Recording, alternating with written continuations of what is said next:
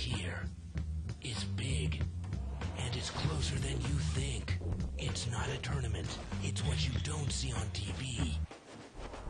The cash is real. The stakes are high. They bet big. They win big. They lose big. High stakes live action poker. Live at the bike. Watch it live on the web or play it if you dare at the Bicycle Casino right here in Los Angeles.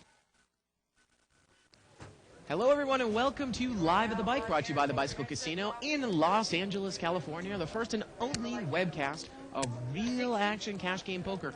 My name is Bart Hanson. I'm here with Dave Tuckman. It's Tuesday night. We're going to be playing a little 300 to 500 restricted buy and no limit hold'em with 5 and 5 blinds. And the board for this game is astronomical. That's huge. Really, really popular game now. People want to come and play on Live at the Bike. It's a great game. So let's get to it. Yeah. And a lot of new faces on the table. I saw Donna, our floor assistant, filling out a lot of forms. Yeah, the structure of this game is absolutely fabulous. With only 5 blinds, you can buy it for $500. You're getting 100 times the big blinds. It's great. So let's go around and introduce the table. Seat 1, we've got Eric Maglar. And there's Eric. Eric's been on the show a number of times. Pretty solid player. Seat 2, we've got James. And James looks like he's got about $500 in front of him. Seat 3, we've got Eugene. And he is not there. And you can look how deep his stack is already. Eugene has got well over $1,000. Seat 4, we've got Arthur. And Art he's a little short. He's only got a couple $100. You can always rebuy up to bring your stack up to $500 in this game. Seat 5, we've got Tony. And Tony's probably got close to $400 in front of him.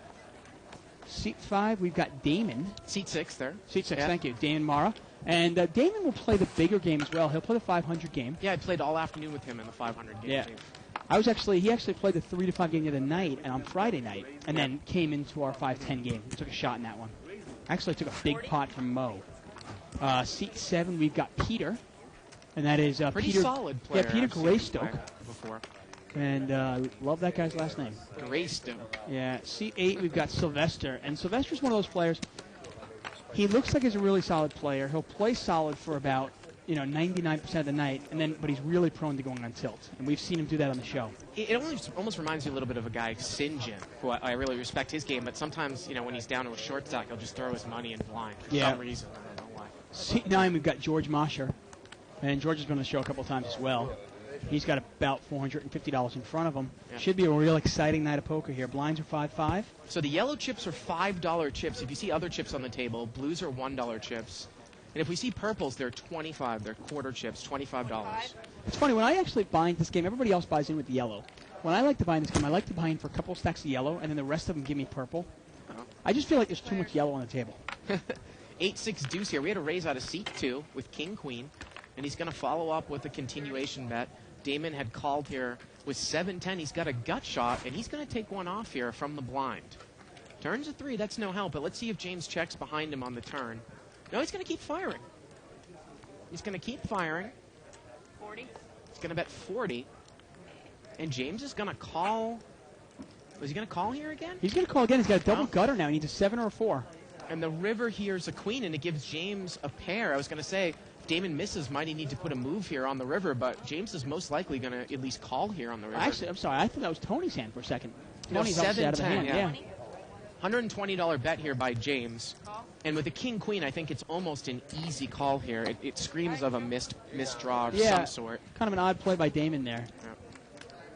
Now, if he had ace-king, you wonder if he would have called on the river. You never know. You have to look at it, though, remember. How, like you say, if you can eliminate the monsters and the marginal hands, what is this guy having? Or if you can at least eliminate one of those. Yeah, I was actually going to ask you, now, you've been playing a lot more no limit over the last, say, 2 or 3 weeks. Right. Have you noticed that?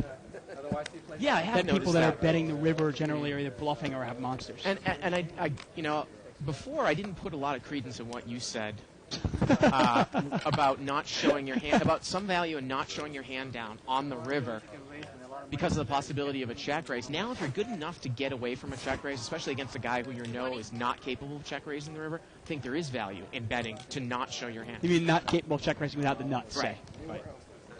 Raise here by the button. Queen Jack offsuit. So you've come over to the dark side. You've come over to the Tuckman way of looking at things. I like that. Make it $20 here to go. And we're going to see several callers. So Yeah, we 5 got ways here. 5-way action here. Queen, Jack, and he's hit top pair.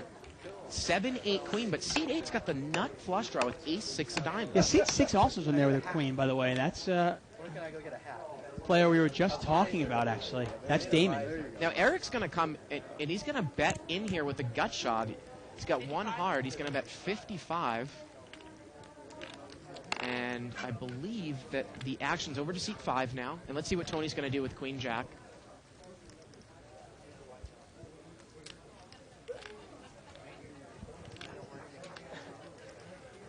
It looks like he's getting raising chips, and he's going to pop it up here, Dave. He's going to raise. You got too much out here. He is going to raise to, looks like maybe the minimum, maybe 110 there? 110.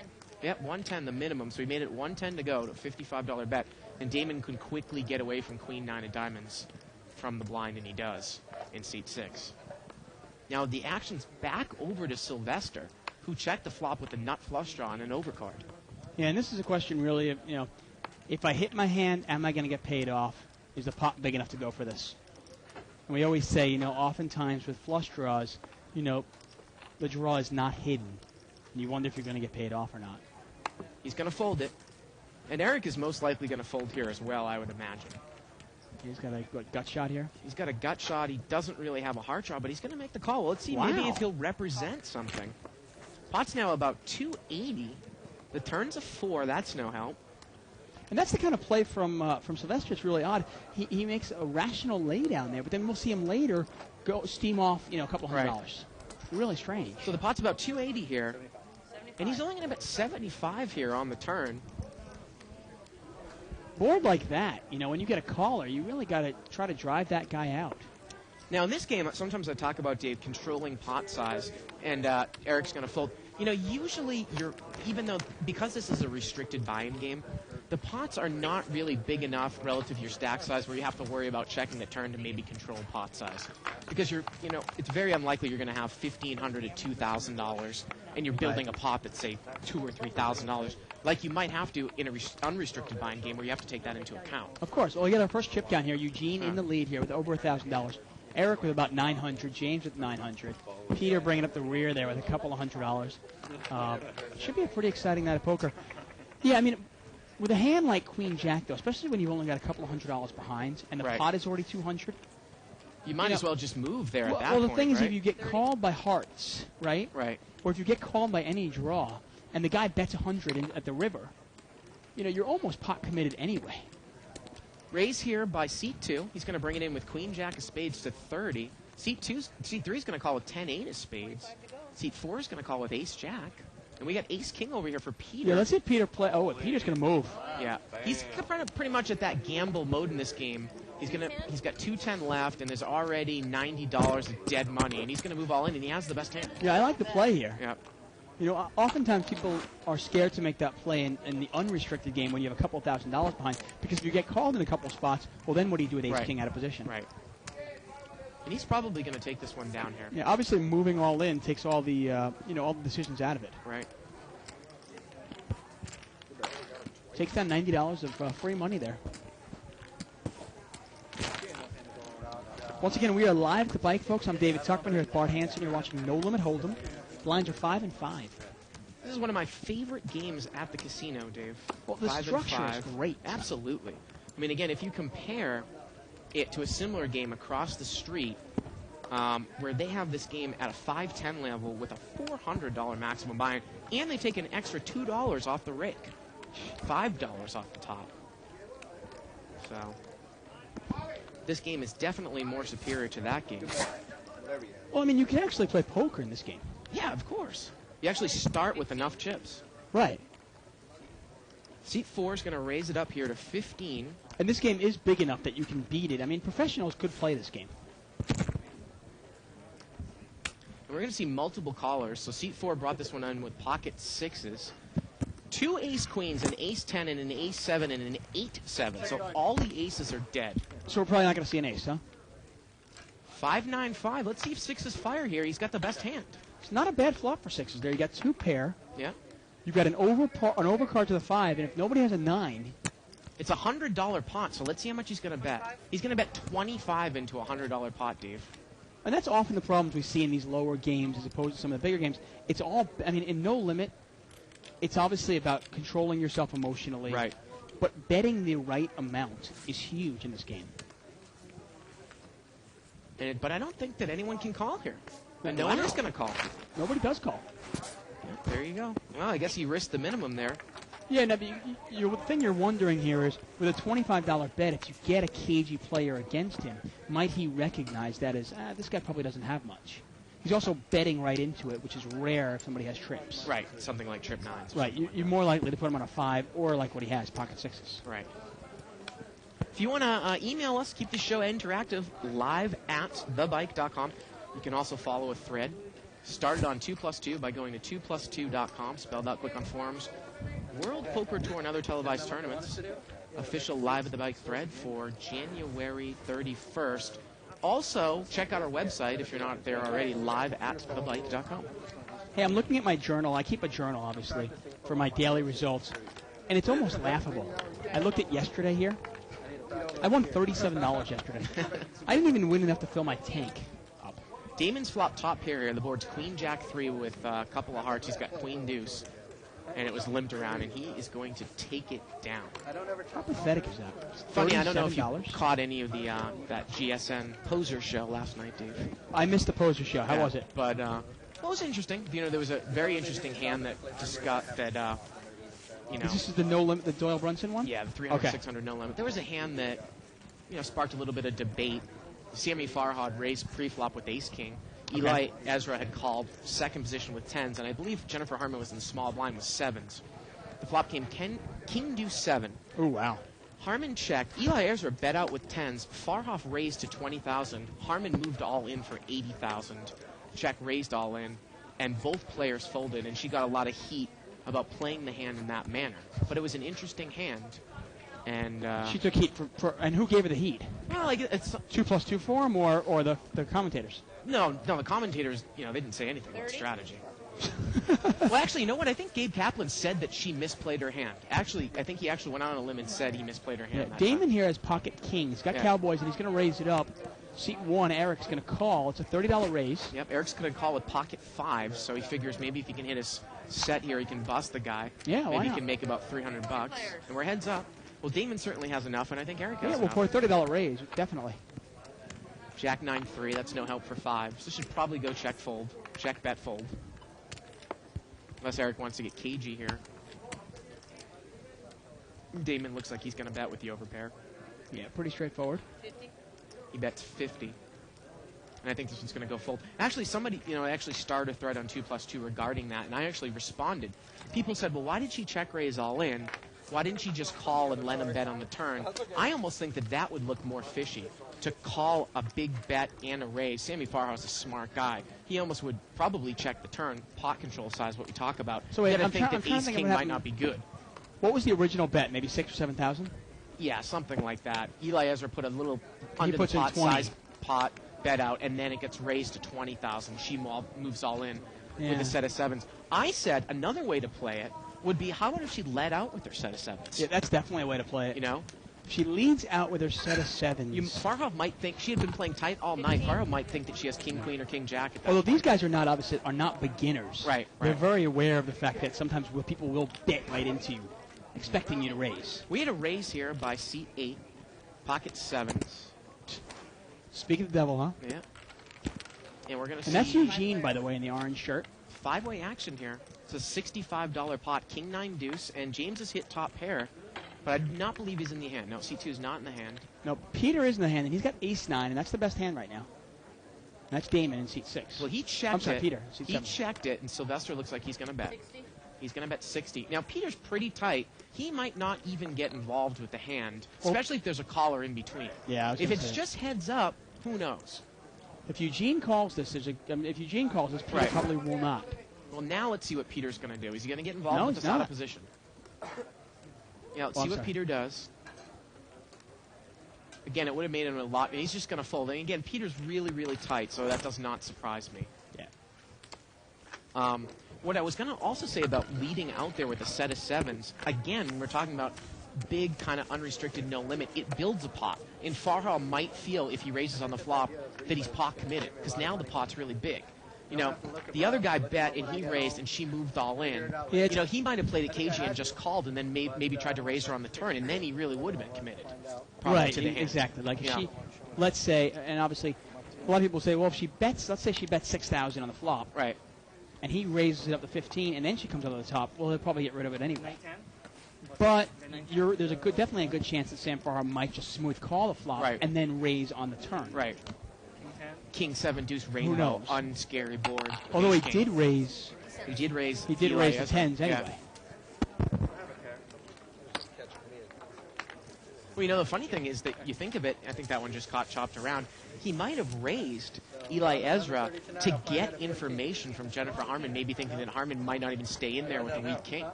So, you know, maybe not concerned about, and I'm just speculating, obviously the show is very, very edited down. Yeah. But I'm speculating maybe, you know, he had her in mind when he made that raise to really see the strength. Because, boy, somebody bets in front of me and I raise with ace-king, and someone who's been playing tight all night long calls on an un-draw-heavy board. You got to think that ace-king might not be good. Yeah, the question there is, would she? The board was king 7 deuce rainbow, Right. And you wonder, would she call with king queen? Would she Right. get herself in trouble with a hand like that? Right. I mean, what king ace king beat And again, that Jennifer Harmon would be playing for $20,000? Button's going to raise here to 20 with pocket sixes. And if she did just call, I am pretty certain, although, again, I don't know, speculation, that a good no-limit player there in that situation might check the turn behind with ace-king if she checks to him on the turn. See, that's the only. Now, let's say, what is if Jennifer Harmon plays it this way, where she, she smooth calls the flop, Right. Okay, the $20,000. I'm assuming tens probably get away from it, obviously. Right, I of don't course, think he's of course, overcalled, yeah, so yeah. he throws it away. The turn, Jennifer Harmon checks, Yeah, and Farhar smells it, so he checks behind. right. And then on the river, she puts in a pot-sized bet. He's put in a tough spot. Absolutely, absolutely. But then again, there's no draw whatsoever on the Right, flop. right. What is she calling me with? Limp here.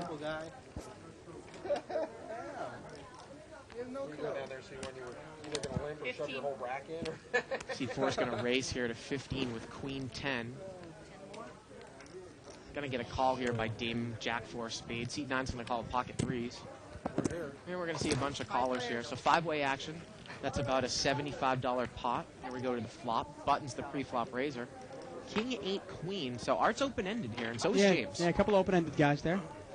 The best hand, actually, is still pocket threes. Well, James is going to come out and lead with the open-ended straight draw, and the pre-flop raiser has the same hand. This is one of those cases where if you raise with your draw on the button, it puts you in a really good spot because you can then take the free card if you want to. You can continue to bet if you want to. And if both players miss their draw and Art takes control of it, he can take the pot down. Well, you imagine if Art folds, probably everyone else is going to fold. I mean, George can't call with pocket threes, right? Wow, I can't believe Art is folding. The And pot- actually, you know, Damon has the best hand with Jack 4. Fold, fold. Oh, thank you. Yeah. I can't believe Art folded that on the button with a straight draw. Open-ended Well. straight draw, and it's a rainbow board. That's the kind of board you're looking for there. And again, you really can represent a lot. I mean, you said raise, but another way to play it is maybe to just call and see what happens on the turn. You can evaluate if you want to take the free card or bet the guy off. Yeah, you just don't know what he has. I mean, Right. one of the reasons I love raising with draws is because somebody is likely, he could be betting with Jack 10. He could be Right. betting with Queen 10 in this case. And if you raise and you take control of it, obviously calling's another way to play it. I just don't think laying it down is a way to That's play pretty it. tight. Especially if I'm in the small blind, if I'm out of position, I have no problem laying it down. But in position, hey, I can definitely call that. Well, this time Art, seat 4's got pocket 10s, got a couple of black 10s. See how he plays it. $15 raise. Well, he's not raising much. 3 times the big blind. And Eugene's going to call. I mean, people say, well, you got to be consistent with your raises 3 times. But if you're not driving any out, all right, be consistent with a 5 times big blind raise. You know, I mean, he's almost just kind of sweetening the pot here. 4 players. 4-way action here, $60 pot. Art is again the pre-flop raiser, ace 6 deuce. Yeah, not a Eugene's good flop for Art. Eugene's got ace 7. There's only one overcard though. Maybe it's the overcard. That's right. Let's see if he fires at it. The ultimate scare card. Now, Eugene's got backdoor clubs here as well. And Art's going to bet here. And even though Eugene has the best hand, again, I say, it really puts you in a tough spot here with ace-7. I mean, it's just... Yeah. Well, it's against the Razor. Yeah. He's only bet 30, so it's kind of weak, and Eugene's going to make the call. Well, the turn's a club, and now Eugene probably isn't going to go anywhere. Nah. And he's going to actually, it looks like he might come out and bet 60. Well, it's a nice bet here by him. If this guy has an ace, you're naming your price for the draw. If he doesn't have an ace, okay, well then I'm getting more money in the pot. And it looks like Art... You're calling, right? Yeah, take that one back. I'm raising it. No, you can't. You can't. You got to double his bet. I think that Art wanted to raise, but he's just going to call. Yeah, he didn't put enough money in there. And the river's a club, and Eugene makes a backdoor nut flush. Yeah, and Eugene's going to hope that he has an ace here. And you know, when the guy calls you in a turn, you almost have to put him on an ace. Yeah, and Eugene's going to move all in now. And for him, he doesn't know that Art has pocket 10. So. And notice how he doesn't put the chips in. I always say that as a tell, and obviously it doesn't always work, but notice how he does not put the chips in there to intimidate his opponent. Right. He doesn't need to intimidate his opponent. He wants his opponent to call. I don't want to take the time to count. I'm very bad at math. Now, if Art replayed this hand, he raised pre-flop, got called. He bet pre-flop, got called. The guy bet into him, and now he's moving all in. What can tens beat? Right. You know, was there a draw on the flop that you did? I mean, it's ace 6 deuce. He's still thinking here. I mean, the pot right now is probably something like $300. I want to say about $300, and he has 100 left. So. Okay, so he's getting 3 to 1. The problem is, what possibly could Eugene have here? I mean, he can't beat the ace. He can't beat a flush. He can't beat a deuce. He can't beat a queen. Not that anyone would necessarily bet a queen, and he's going to fold. Yeah. Really interesting. Now, the interesting thing is, the way Jennifer Harman played that hand with pocket 7s, against most of the players that we see here at the bike, and I would venture to say most no-limit players, she'd probably get all their money in with ace-king. Well, I guess it depends on how she was really playing and what her image was for that Of night. course. She wouldn't get my money with ace-king, supposedly, with No, the way she that she wouldn't. was playing that night. But might she have gotten, say, Corporation Mike's money Right, well, with ace-king? yeah. I'm just throwing that at you. Yeah. Now, obviously the one... Barry Woods' money. Okay, maybe, right. The one Just kidding, problem... Barry. The one problem with the way she played the hand against a guy like Sammy Farhar, can she be called by a hand worse than hers? Yeah, I mean, I guess she could get called by pocket deuces if the flop was king 7 deuce. right. That would be pretty much it. Button's over here in seat 6. But might even pocket deuces throw it away If I get lucky a couple rounds here. for an $80,000 bet. There was another interesting hand on that telecast as well, and I'll get to this in a second. Raise here by C3, deuce 5 offsuit. Art's got king 10 of clubs. He doesn't have a lot of money, though, Dave, Button is in seat 6. and he's going to call There it king is. 10 of clubs. Damon's got 7-4 spades. He's out of there on the button. So Art is in position here against the pre-flop raiser, and we are heads up, two-way action here. Yeah, Eugene's got nothing, but he is the pre-flop aggressor.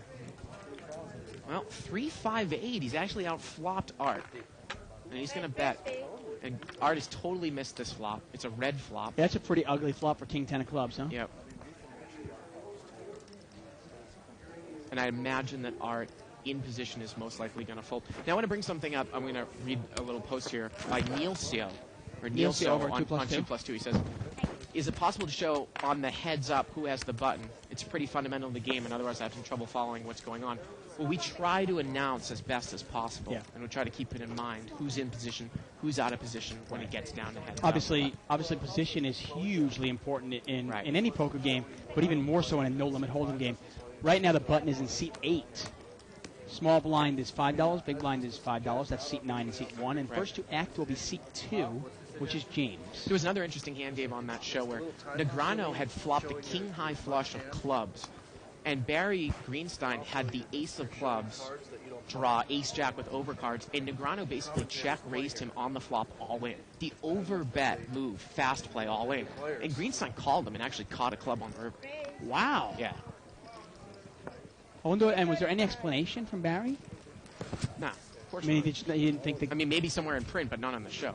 But you see how sometimes fast playing your Right. hand and not slow playing it gets all the money in with the best hand. Seat 6 there is going to raise with 9-7 of clubs, and he's going to take it down there from late position. And how big was that pot, Negreanu versus Barry? It was, I think, Greenstein had another 80,000, so it was 160 to $200,000 total.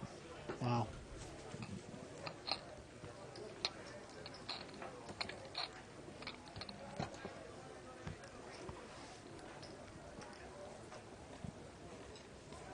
Button is here in seat number 9.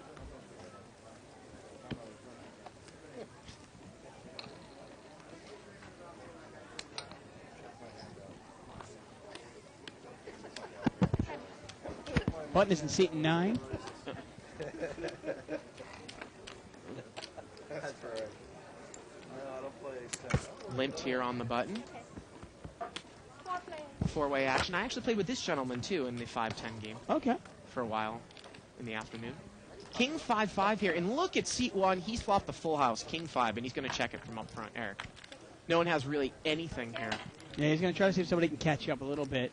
Turns a 6. Well, it gives Art a pair of 6s now in seat 4. And it looks like Eric's going to put a little money in the pot. He bets 15.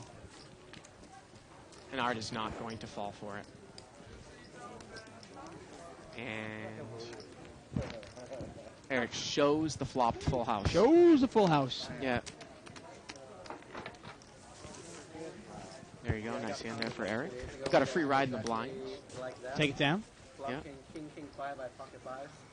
Right? So I bet out like 150. Again, you The can guy email puts us at the top all in. live@thebike.com. Call, right? So I call. It's king 5. And Dave, you want to check out the LAPokerscene.com cash play for cash site on the right-hand side of your screen, or you can go to LAPokerscene.com. $500,000 free roll. I've already checked it out. Check it out. Not only have I checked it Unbelievable. out, I've already won my stage 1 tournament. Have you really? I have. Yeah. I am in the free roll for $500,000. Limped around here. So now, don't despair, folks, because second place is still 70 grand. Right. Okay. And this one's going to get limped around 4 ways. So that's a $20 pot, 5 times 4. Wow, you do that quick. 8-4-7, and Eugene there in seat 3's got top 2 pair. He's going to come out and bet here from the big blind. Yeah, now Art's got overcards with the open-ended straight draw, and he's going to call this time. Yep. And seat number 9 over there has 6-7 of diamonds. He made the call. Turns a king. And 6-7 diamonds is actually in really bad shape. Yeah. Well, he has a straight draw to the 5. If you Yeah, caught a 5, it would be good. That's it. Obviously, a 6 would be no good. Obviously, a 7 would be no good. Eugene bets 40 now. And Yeah. Art's going to throw it away. Another thing that you can pick up here, again, against pretty average opponents, and we don't necessarily know what type of player Eugene is yet. We've only watched him for 15 minutes. If he's going to bet again when a high overcard comes there on the turn, he probably has a substantially good hand. A lot of people just shut down when something comes that's high on the turn. Not Yeah. that the king wouldn't necessarily affect anything, but you can pick up People on that do pattern. get scared, though, yeah. Yeah. Especially if there's an ace. Right. Well, they just assume that their opponent must have that. Right. He called me. He must have a king. Buttons over here in seat number 2. You're the Tunic Mississippi pro. And we have a live straddle here by seat 5, so it's going to be $10 to call. And that's Tony. And he's going to have the option when it comes back around. Right, and Damon's going to raise it up here with king deuce of diamonds Wow. in first position. 4 times the big blind. Well, some definite dead money in this hand. Yeah, but it's not that dead yet. There were no limpers yet. Oftentimes you'll see somebody set in late position after 2 or 3 people limp in. And Tony's not going to play the queen jack, and Damon takes it down. There you go. Yeah, I mean, obviously Damon there, he steals $20. I just don't see the value of really stealing that. In early position, right? In early position, I Yeah. mean, if you get called, you're really bad shape. You have king deuce diamonds out of position. Yeah. If you get raised, you can't even call anything. And you're risking 40 to win 20. John E. here, 2+2 says, Jen and Sammy play many hours together in the big games, or play may have been from past history. Who knows? And that's a good point. Now, I want to Yeah. go as so far as to say is that Barry Greenstein, I think he said sometimes No Limit is in their mix with a $100,000 cap. Really? I don't know if it's normally there. So Again, it might be a new game playing against each other in a no-limit cash game. Well, that's the thing. I mean, it's really funny when some people are going to criticize Jennifer for the way she played. Right. And I'd love somebody to come out and give me an alternative way to play it, also having known that they know each other very well. Right. And it's Sammy playing against her. Right. You know, it's not some schmo. Right. Four-way action here. It was limped around. King 10 ace. Looks like King deuce of diamonds over there in C2 is the best hand. Yeah. Let's see if he bets at it from late position. Have you seen the intro? If it gets checked in. Well, if you're going to limp in with King deuce diamonds, obviously that's not the flop you're looking for, but you got to take advantage of your position. And he's going to bet. Yeah, James is going to do that. He's going to bet about the pot, about $25. Art's got that toothpick thing going on too. Yeah. Look, kids, this is my highlight of my life. Live at the bicycle bike Tuesday night. Got the toothpick thing going on, the slick back hair. 3-5. Looks like he's going to take it down here. You know I'm having my buddy redo the commentary though, right? Take it down. $5 chip just became And it's nice to $500. see we have a bunch of, we got maybe 4 or 5 new players in the game. Yeah. They're not quality, can't pick it up. Say those yellow What's great about No Limit is obviously as it's exploded over the past 3 or 4 years, you've seen the bigger players move up slowly. And some people would be worried that the smaller games, there'd be there'd be a lack of players as the players start moving up. But we're getting for every table that moves up, we're getting 6 tables to come in and fill up those gaps. Right. Limp here, early position with King Jack. C2 over there. He's got King Queen of diamonds. Let's see if he raises it up here. 1 off the cutoff, and it looks like he is. He's going to make it 30 to go. Pocket 7's over here in the cutoff. And let's see how he's going to play it. That's Eugene. Well, maybe that was 6-7 offsuit because he folded. And I'd be a little surprised if he folded there. Yeah. Pocket 7's. And he's going to take it down here. Yeah. James is going to take it down pre-flop. What's interesting, actually, is if you watch players in this game, these are our future 500 game players, our future 1,000 game players, and eventually you never know if they're good enough and they've built up a bankroll. These are the guys that will be taking a shot in the 25, 50 games. Right. And that pool of players keeps moving up. And again, you It's said kind of a it, war of attrition. you said it a couple months ago, and I just can't agree with you more. If you play no limit hold'em well, and I consider myself a very good limit player, and other games too, Omaha High-Low, split pot games, but you are a very good no limit cash game player, there's more money to be made in this game than in any game. Tenfold, right? Yeah, I think so. $15 raise here under the gun with pocket 9s, and seat 9 is going to come over the top with pocket 10s. Now, seat 4's got ace-queen offsuit. He's short. And look at this pocket jacks here for Eugene. Yeah, this is going to be a pretty big hand. We've got 9s, 10s, and jacks, folks. Now, Eugene calls the An re-raise by ace-queen George. for Art. And is Art just going to move the rest of his chips in here? I would imagine he might. He doesn't have much left. And He is. I don't think that's not going to bring the opportunity to re-raise. Well, it's not the opportunity to re-raise for Eugene, Right. but there is an opportunity to re-raise if you're George. Well, no, there's an opportunity to re-raise if you're Sylvester. Oh, thank you. Okay. Yeah. And look at this Damon call with 6-8 offsuit here. Now, with all those players in there and you have 9s, why not just call this? See if you can hit a big flop. I mean, that's one way to play it. Well, the Obviously- question is how much money do I have in front of me, too, Right. And it looks like he's got maybe at least 600 in front of him. He's got a rack of yellow there. Yeah, and there's 2 ways to play this hand. You can re-raise and really put pressure on a bunch of hands and see if you can get a heads up with the guy who's all in. Well, if he calls here and George calls, and obviously Eugene will call the rest, we're going to look at 5-way action times 65. We are going to look at a pot that's $325 pre-flop. Yeah, and I like the way you played this. I mean, I like the smooth call here. Yeah. See if you can catch something and see if you can win a big monster pot. You wanted to Now, again, re-raise. George is the original pre-flop raiser. And Eugene even calls it. Eugene said you wanted to re-raise. I know you did. Well, it's All only a these couple players. more dollars for Eugene. We have 1 player all in. And again, we're going to take the 65 times 5. $330 pot. Yep. And seat 4, Art is all in. The button is in seat 5. And Eugene has the best hand here. No good. And he's last act. And he Wow, hits a set. set of jacks here. Now, Damon's got a gut shot to the 5. And does George get involved here? It's only 1 overcard. Let's see if he throws a bet out here on the side. And what about Sylvester with 9s? Now, he has the 9 of diamonds, not like it's a diamond draw. But if you were Jack going to take 7-4. one off for it to hit his set, Couple diamonds, Jack 7-4. And it gets checked over to Eugene at, well, Yes. They play like this in high It's stakes? checked over to Eugene. I do. You know, in high stakes. Commentary, come on. Yeah, Come on. Again, the flop is Jack 7-4, a couple diamonds. As it is. Bart and David are, I'm sure they're doing fine right now. 250. And he's going to bet 250, Dave. He's not even fooling around. He's going to bet a little under the size of the pot. Well, you know what? He's in late position.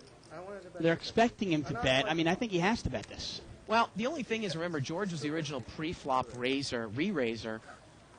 Maybe Eugene hopes that somebody's got an overpair here. He bets 250. I like the bet you're full of it. Well, you got to hope somebody's got a big hand and that somebody's trying to slow play it. Now, if it gets back to George, is he going to get involved? And if Sylvester calls, can George easily fold the hand? I mean, Well, Sylvester folds. Now, remember, this guy's betting on the side. There was $350 in the main, so he's betting on the side. right, but would you bet, would you even bet, say, ace-queen in position? You might. You never know what the guy all-in has. The guy all-in could have anything. He could have ace-9. You don't know what he has. It's not a tournament. You're not trying to knock him out. You don't really care if he gets knocked out or not. Right. So the pot now is about 600, and it's 250 for George to call. And George has about 300 left, so this is pretty much a push or a fold here for him. Yeah. And if George is going to call, I imagine George is going to lay this down. If George was going to call, I would have preferred him to push rather than call his money. I'm not. Probably should be. And you know what? You're helping you. You're not. Well, Eugene's played it pretty straight up so far. You know, some people can say, well, don't you want him to induce a bluff? Yeah, but, you got one guy all in, and if this guy only has diamonds or he doesn't have much, you've got to dodge a lot of cards with tens, even if you are ahead. And obviously, in this case, George is almost drawing dead. And he's going to lay it down, and it's a good lay down. And Art would need to catch some sort of running diamonds or running straight. Show it, guys. Turns a deuce, and that's going to do it, folks. River's a 5. 3 jacks is going to take down a $600 pot there. Nice hand by Eugene. Now, another example for you, Dave, would be if you were Eugene and you held overcards and a diamond draw on the side, I think a lot of people get caught up in, well, we'll just check it down the side, but that's a bet that you want to get pocket tens out of there with. With the one guy up there, right? Well, let's say Eugene has ace-king there, right? Let's just say Eugene has ace-king, just ace-king blank. No diamonds. Right. If you get the 9s and the 10s out there, well, then you just want yourself a big pot because you're up against ace-queen. Remember, you don't know what the all-in guy has. Barry Woods emailed. He said, "I'm not laughing, Bart." Kisses, Barry. And then I think he made a comment about the massage that your wife gave him. Good lay down. Just had a great massage. Thanks, Tuxter, for letting M come over. There you go. No, your wife is a masseuse, Dave. Yes, Yeah, my wife is a masseuse. Professional masseuse. She wasn't on loan or anything like that. No, but I do that. I loan her out. Would you like her? Actually, you kind of wonder. I wonder if she's at his house still watching this. Deuce 4 here. I might get in trouble for that one. Seat 7's got a nut clubs with overcards. He's going to bet 15. Deuce, 4, deuce, 2 clubs, and he's going to take it down.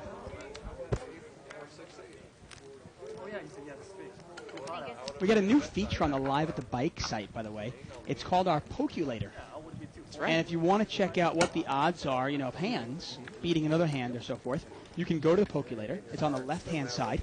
Click on it, punch in the hands, and you can see what percentages are the winners. And I still think that the Bluff Magazine poll is still up. If you want to click on Vote for Dave and Bart or go to bluffmagazine.com/Reader's Choice, you can vote for Live at the Bike and Live at the Bike mixed commentary for best commentary. We are in the Dropbox. We're mixed commentary. Yeah, mixed commentary. I'm willing to take the game. Button is in seat 7.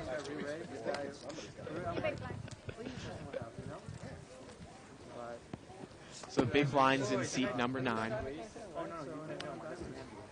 So how would you call this table so far? Eugene's having a good night over there. It's an interesting table. It's a nice mix of some aggressive players. Nobody's really gotten out of line. We haven't seen any big bluffs. Eugene Shu is going to raise here to 30 with Jack 10 off suit. And he is going to take it down. You know the funny thing? That was actually not Eugene. That was James in seat 2.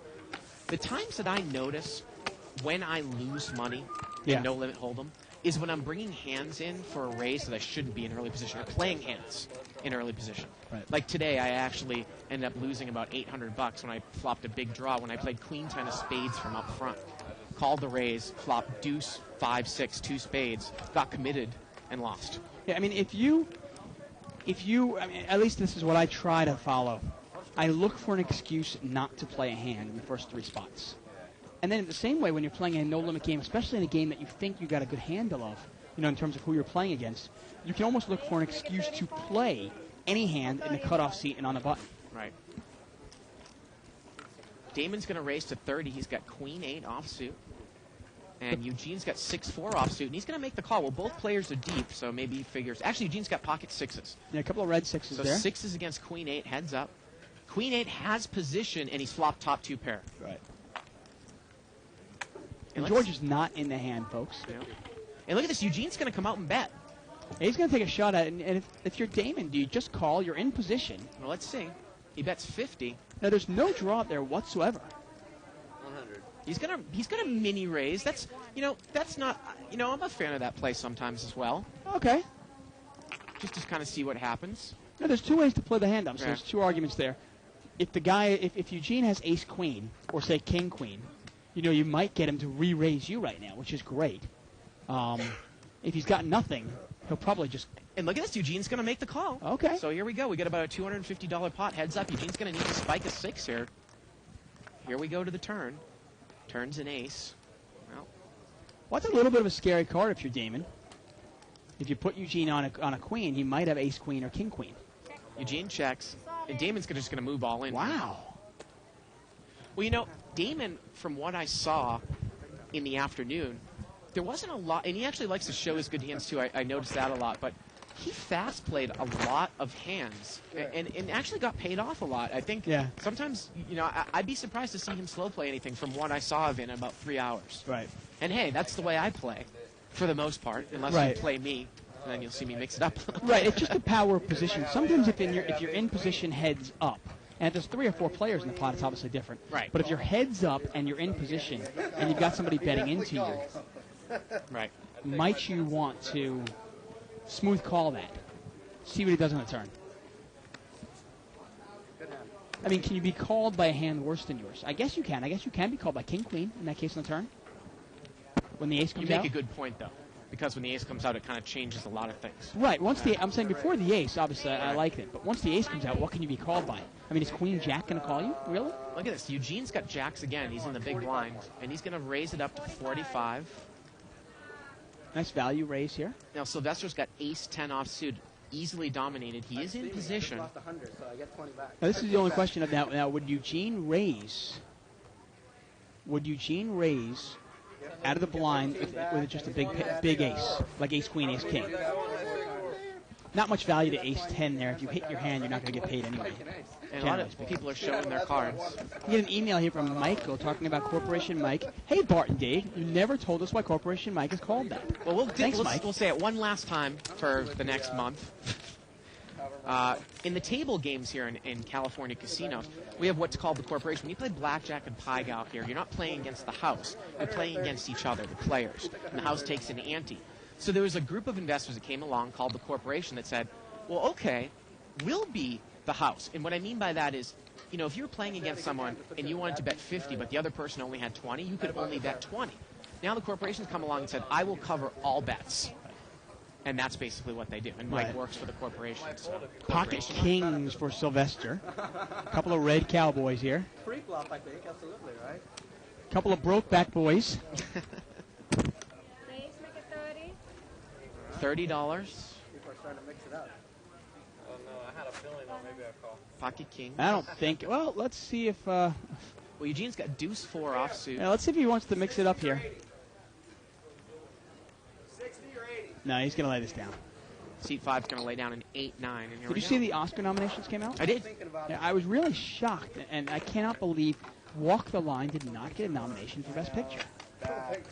Yeah, you were a big fan of that movie, Oh, right? I think it's the best picture of the year. I can't believe it didn't get nominated at least.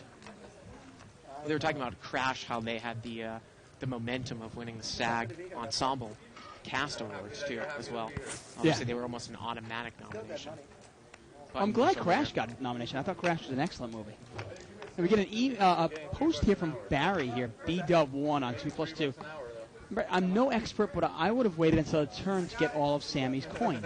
And he's referring, obviously, to the hand with Jennifer Harmon versus Sammy. And the only thing that you wonder, though, is Sammy's not stupid. You know, the flop is King 7 Deuce Rainbow. What is Jennifer Harmon calling a $20,000 bet with? Average $7 an hour. What, King Queen? I mean, is there a chance Ace King can still be the best hand? If you're hungry, we'll put it on my card. Don't worry. 1,600. You know, there's a lot of different things. You know, if she had led out on the flop, Farhoff might have just called her. She could have then either led on the turn or go for the check raise on the turn. Farhoff still could have Sammy Farhoff, right? Farhoff? Yes. He still could have smelled something up. He still might have checked behind her on the turn. Although, however unlikely. The point is, like chess, there's just so many different ways to play it. Of course. There's no one right way. I mean, I'm not saying, obviously Jennifer Harmon, it's not like when she bets she always has it. Obviously she's capable of making moves. She's an excellent poker player. Only people like here. But I was interested in the fact that Gabe Kaplan came around and said she played the hand badly, and other people are jumping all on her when you're only seeing such a small piece of the story.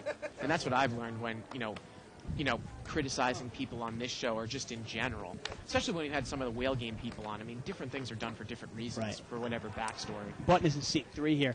Well, the interesting thing also is a show like last night on GSN there, you're not only are you not even seeing that hand, you're only seeing like 7 hands from a night. Right. You have no idea even how Sammy or Jennifer are playing that game. I'm happy with Make it 40. Sylvester raised to 10 under the gun with pocket deuces, and I think all he meant to do was limp in. But he ended up squirting 2 chips out, so now seat 9 is going to re-raise with queen 10 offsuit. And Sylvester's going to call with pocket deuces. And actually seat 2 re-raised with 7-4 offsuit. So there you go. And we're heads up here. And Sylvester has checked blind. And seat number 2 picks up a pair, and he's going to bet. Well, if you're raising with 7-4 offsuit, you're pretty much automatic bet, aren't you? Again, it was funny because and Sylvester here is going to make the call. Wow. Maybe he thinks maybe the guy will check the turn. Turn's a 8. It looked like a 7 to me. But it's an exciting 8, That's folks. right. Real exciting. And now Sylvester looks like he might just lead right now. He's going to bet 150. Trying to outplay the player. I don't know if that 9 did anything, but Yeah, well, you know what? He could have checked and called. Remember, he checked blind. So couldn't he do that with a king? And then he looks at it and goes, you know what, I don't want to give a free card out there. That 8, kind of a scary card.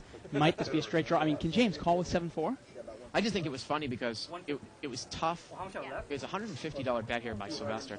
Sylvester meant to limp, and he ended up raising to 10, so James was like, all right, I'm going to re-raise you. Your hand's not that strong.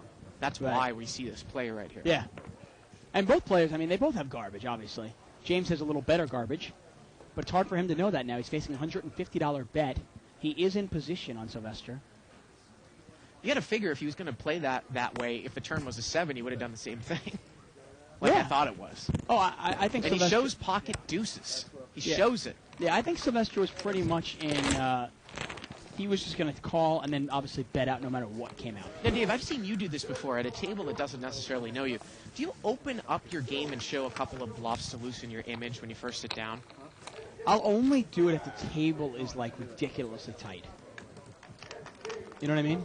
Because I don't mind having an image where people always think I've got it. Yep.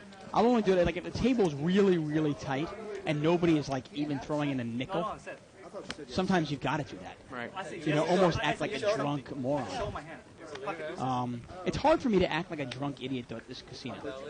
Because most people know who I am. Ace Ten of Club's going to limp into here from seat 9. No, I can act like a moron, but the drunk part's hard. I listened to what you said. I believe you.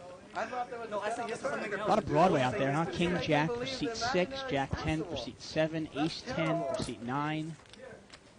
They did a survey one time. Ace, make it 30.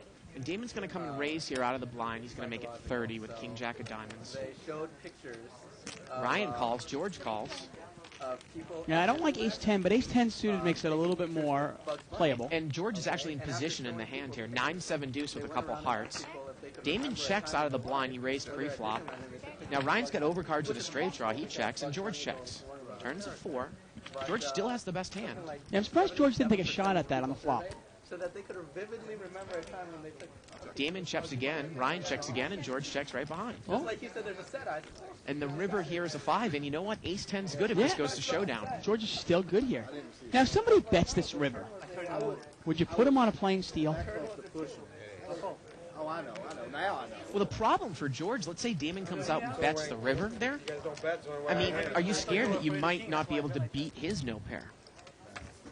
Yeah, You know what I mean? I mean, you he could don't know. easily been raising with ace king, ace queen, ace jack. Definitely. I mean, that's maybe why George Right. didn't fire there. That was the third heart on the river as well. Right. Goodbye. That's coming out of the river. If you have any questions or comments for us, please email us at live@thebike.com. No, I mean, yeah, but it still ace. Button's going to move over there to Damon in seat 6. And he has It's good for television. 8-10 off suit. Pocket 8s here for the small blind Ryan. Ryan's played it pretty tight all night. And specs out on aces. There's the Button's hand. I swear to you. Damon likes to raise, you know, in position. But Eugene's going to beat him to the punch. He's going to raise it up with deuce 6 of hearts. Deuce You know what? 6. Eugene is mixing it up, though. I mean, he's shown down a bunch of good hands, and now he's mixing it up, so let's see. But he didn't buy himself the button. Damon called, and Ryan called, so three-way action here. Let's see if some high cards come out if Eugene can steal it away. King, king, jack, you know, if he throws a bet out here, it's an easy fold for both players. Yeah, when you don't buy yourself the button, though, it really puts you in a tough spot. Because you don't get to act last. Acting last, obviously, is huge in this game. It's about an $80 pot, I think 45 is a good number, huh? and he's going to bet 45 here. Well, About half the pot. 45 It might is be good. enough. Come on in and play with me. unless Damon Type of, number. senses some weakness here. And look at that. He's going to raise it up here with absolutely nothing. Yeah, he's sensing the weakness. I know, every time. And that's just good poker And that's instincts yeah, there. and that's going to get Ryan off the best hand, which is 8s. I don't want to play games with this guy. And you know the funny thing about Damon, too, and I saw him do it before, if he raises with trips, like I think he does on that flop anyways, he can pull this maneuver off. Yeah. Right, oftentimes players with trips here would just call, Right. and you could say, oh, this guy's only got a jack. Well, if you know he only has a jack and he's deep, even with deuce 6, it makes no difference. You could re-raise him now Right. and get him off his jack. Right. But if he makes this move with trip kings as well, it's really difficult to make that move. And as you pointed out, not buying yourself the button is tough. Maybe Eugene should be possibly done with this hand because he's going to be out of position the rest of But the we've seen Avo do this in the big game sometimes, Right. where Avo will raise in the cutoff seat. If he buys himself the button, he will, and it's checked to him, he will bet no matter what the flop is. But if he does not buy himself the button, He plays it like he's out of position. Yeah. he's done with the pot. He's almost Right. done with it unless he hits the flop. Right. Unless he hits it, he's done. And Damon showed the bluff there, 10-8 off suit. Well, 10 high was good. So he shows some good cards and he shows some bad cards. Yeah. He actually had the best hand. So there you go. Interesting night so far. We're about 50 minutes into the show. Yeah, and the nice thing about Damon's game there is we saw earlier he raised with 2 pair, and this time he raises with nothing. Right.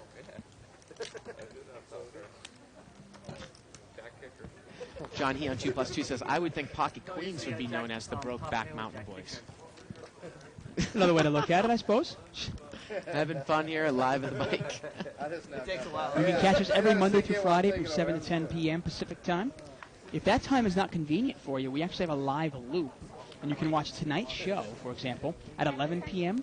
Once again at 2 in the morning, 5 in the morning, all the way through until, I believe, 5 p.m. 5 p.m. the following day. Yep. And we did that for our a lot of our viewers that are either on the East Coast or overseas in Europe. That's right. Now, Sylvester's got ace-queen here. He's in the small blind. No one showed any strength. He's going to pop it up a little bit. He's going to make it 25 to go. Can be a tough hand to play out of position. But Yeah, it's kind of a value raise here. now, if you're Eugene with 9-10, do you make the call in position? No, he's going to fold.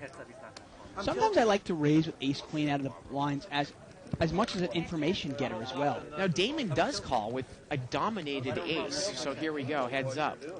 Jack 5-6 misses both players. Sylvester checks. And Damon checks right behind him. You're here to gamble, not Turns a deuce while Damon's picked up a straight draw now. Yeah, he needs a 4 or a 3. River's a jack. And I think they might have just agreed to check it down. Sylvester's going to win there with ace-queen. Yeah.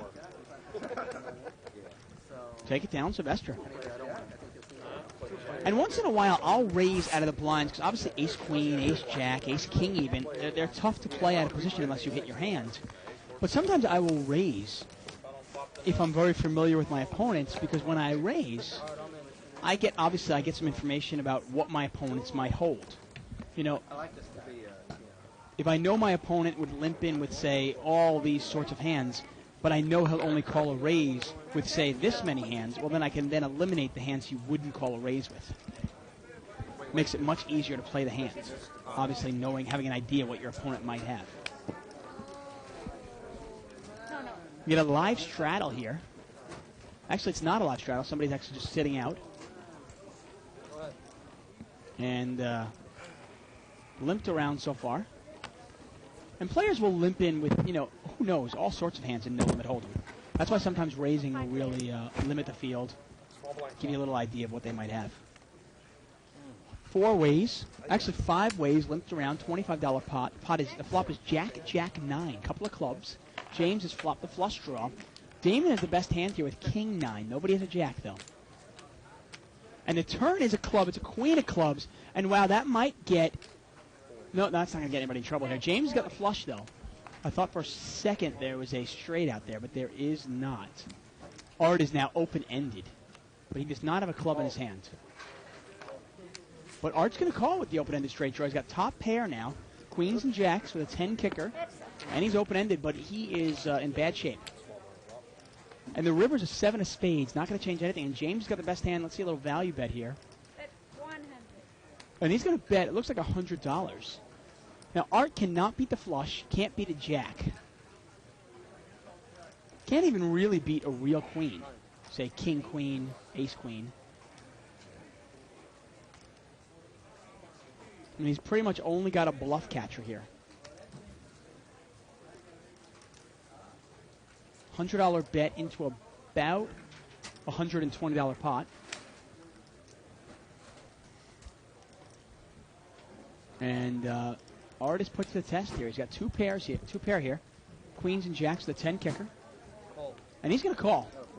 And James is going to take it down. Take it down, James, with the flush. Yep. Nice value bet by James. Oftentimes we'll see players not bet that flush in the river, scared of a full house. Yeah, scared of a paired board. And again, players like Allen, people that are familiar with the game, in the big game, you can almost specifically put them on a hand at the river, especially with the board that they wouldn't bet without the nuts. Even a hand as strong as a flush, which to them is marginal when the board is paired. So if they're betting, they either have it or they have nothing, right? And sometimes we see players that don't ever bluff except when they miss their draws on the river. So you're faced with that decision. Right. Allen is a player like that. Is the exact example there. Rarely do you see Allen semi-bluff or bluff on the flop with a turn. Right. But if he misses his draw, he'll throw in some money on the river. He might bluff the river, yeah. Yeah. King 10 of diamonds here for seat 4. And King 10 of spades in seat 6 for Damon.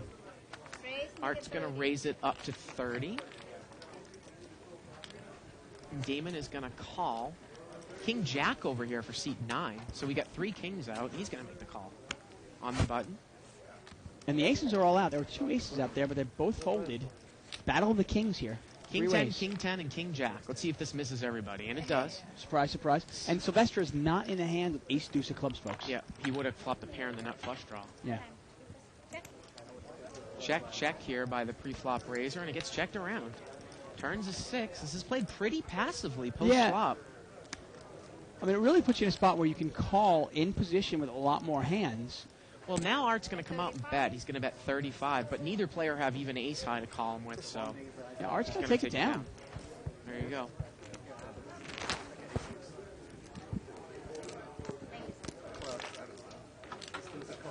Now, if Art had thrown a bet in there on the flop... He probably would have taken it down.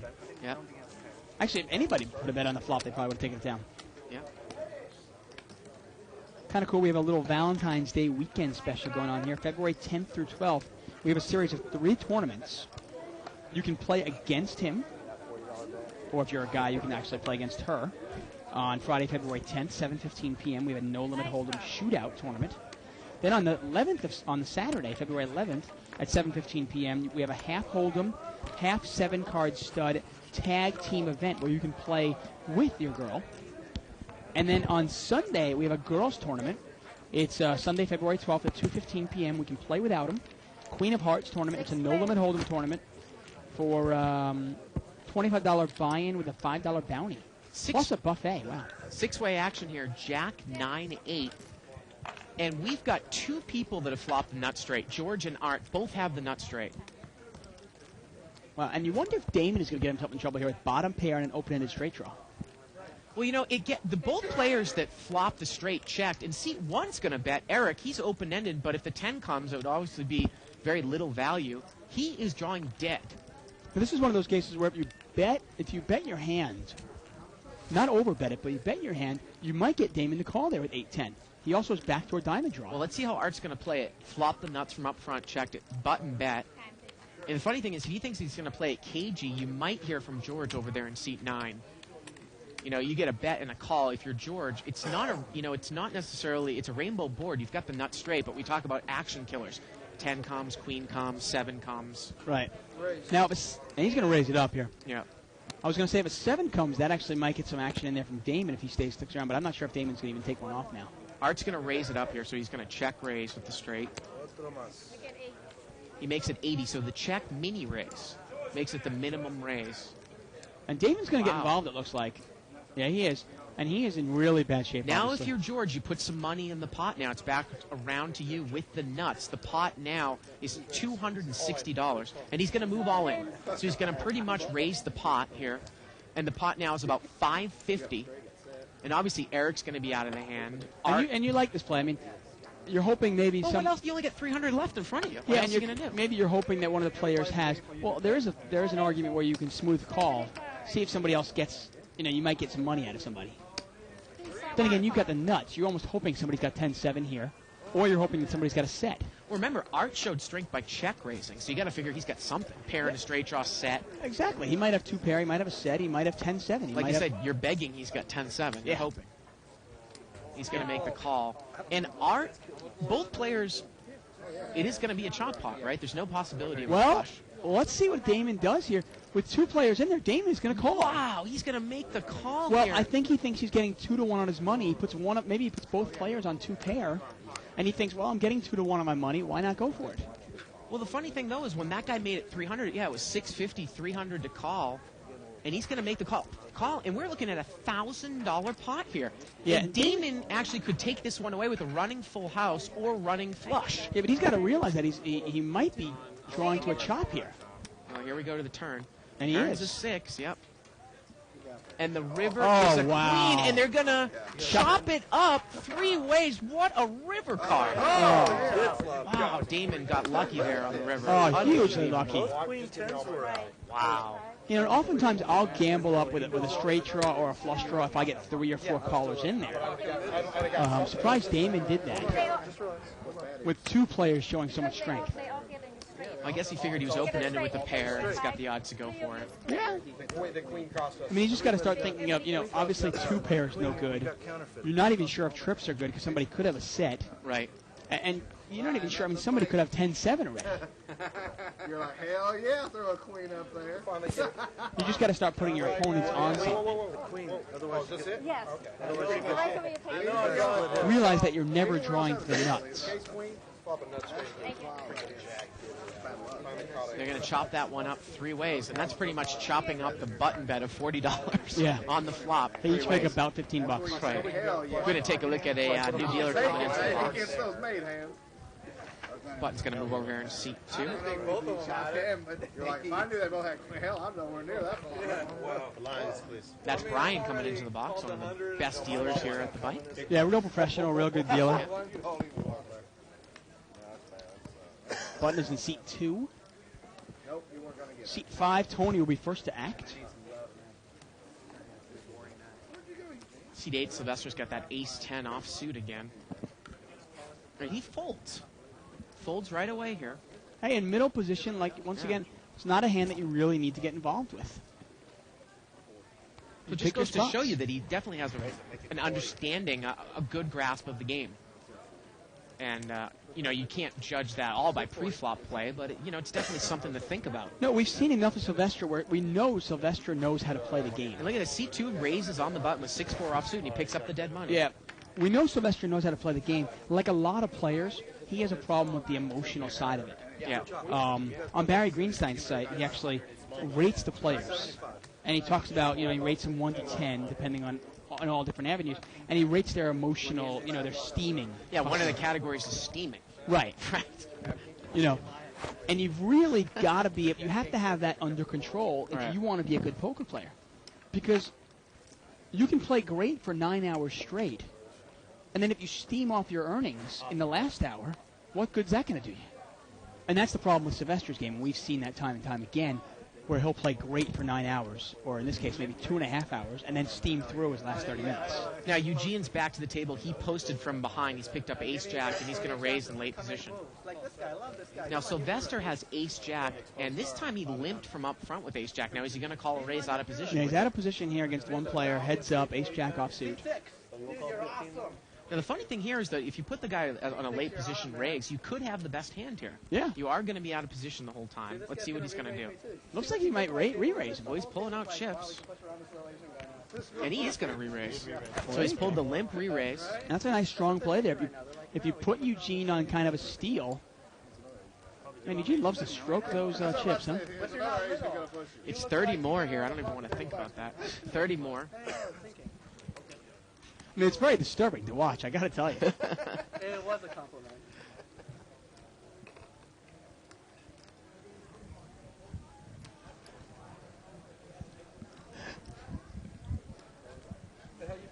And he's still waiting here. And it looks like he might get away from it here. He was blind.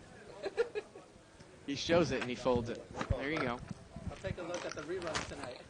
And Sylvester's going to take it down. You have me beat, right? I have ace jack. Oh. And Eugene tells him what he had. I'm gonna look at Yep. the rerun tonight and find out. He says, I'm going to look at the rerun tonight and find out. Well, of course you can do that. Yeah. You can do that. Button's going to move over here to seat 5. Nice aggressive play by Sylvester, and he picks himself up about $25. Pocket 9s here for Ryan in seat 7. And, again, he has played it pretty tight the entire night. He's in the big blind. Eugene's going to limp here with ace-4 of diamonds. And now some Button's gonna players limp. will raise, and he's going to raise this up. Some players will raise out of the big blind with 9s. Some players decide, almost want to hide it what they have, so they'll just call. Now, he's going to raise to 25 here. The Button's going to call. Sometimes you would say, well, why would you call such a tight player? But if you can call him in position, you might be able to take the pot away from him. Yeah. Four-way action here. King, king, 5. Eugene's got the nut flush draw. See if Ryan throws the bet out here on the paired board with 9s. His hand is good. Now, might this be a time where you smooth call the flop and then raise the turn regardless of what it comes out if you have ace-4? Ryan's going to bet 60. And Eugene is going to call. You know what I mean? I mean, play it like you have trip king. Smooth call and then raise the turn regardless of what comes out. Turns a 6. Let's see what Ryan's going to do now. He's going to check. 125. And Eugene's going to bet 125 here. I mean, he's betting awfully quick to have a king, doesn't he? And he's betting a lot here, too. No.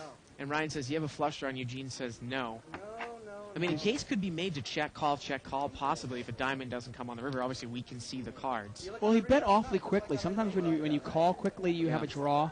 Sometimes when you bet quickly, I mean, might he, if he had a king there, might he have taken a little longer to figure out what to bet? Now, Ryan folded there, and the river would have been a queen.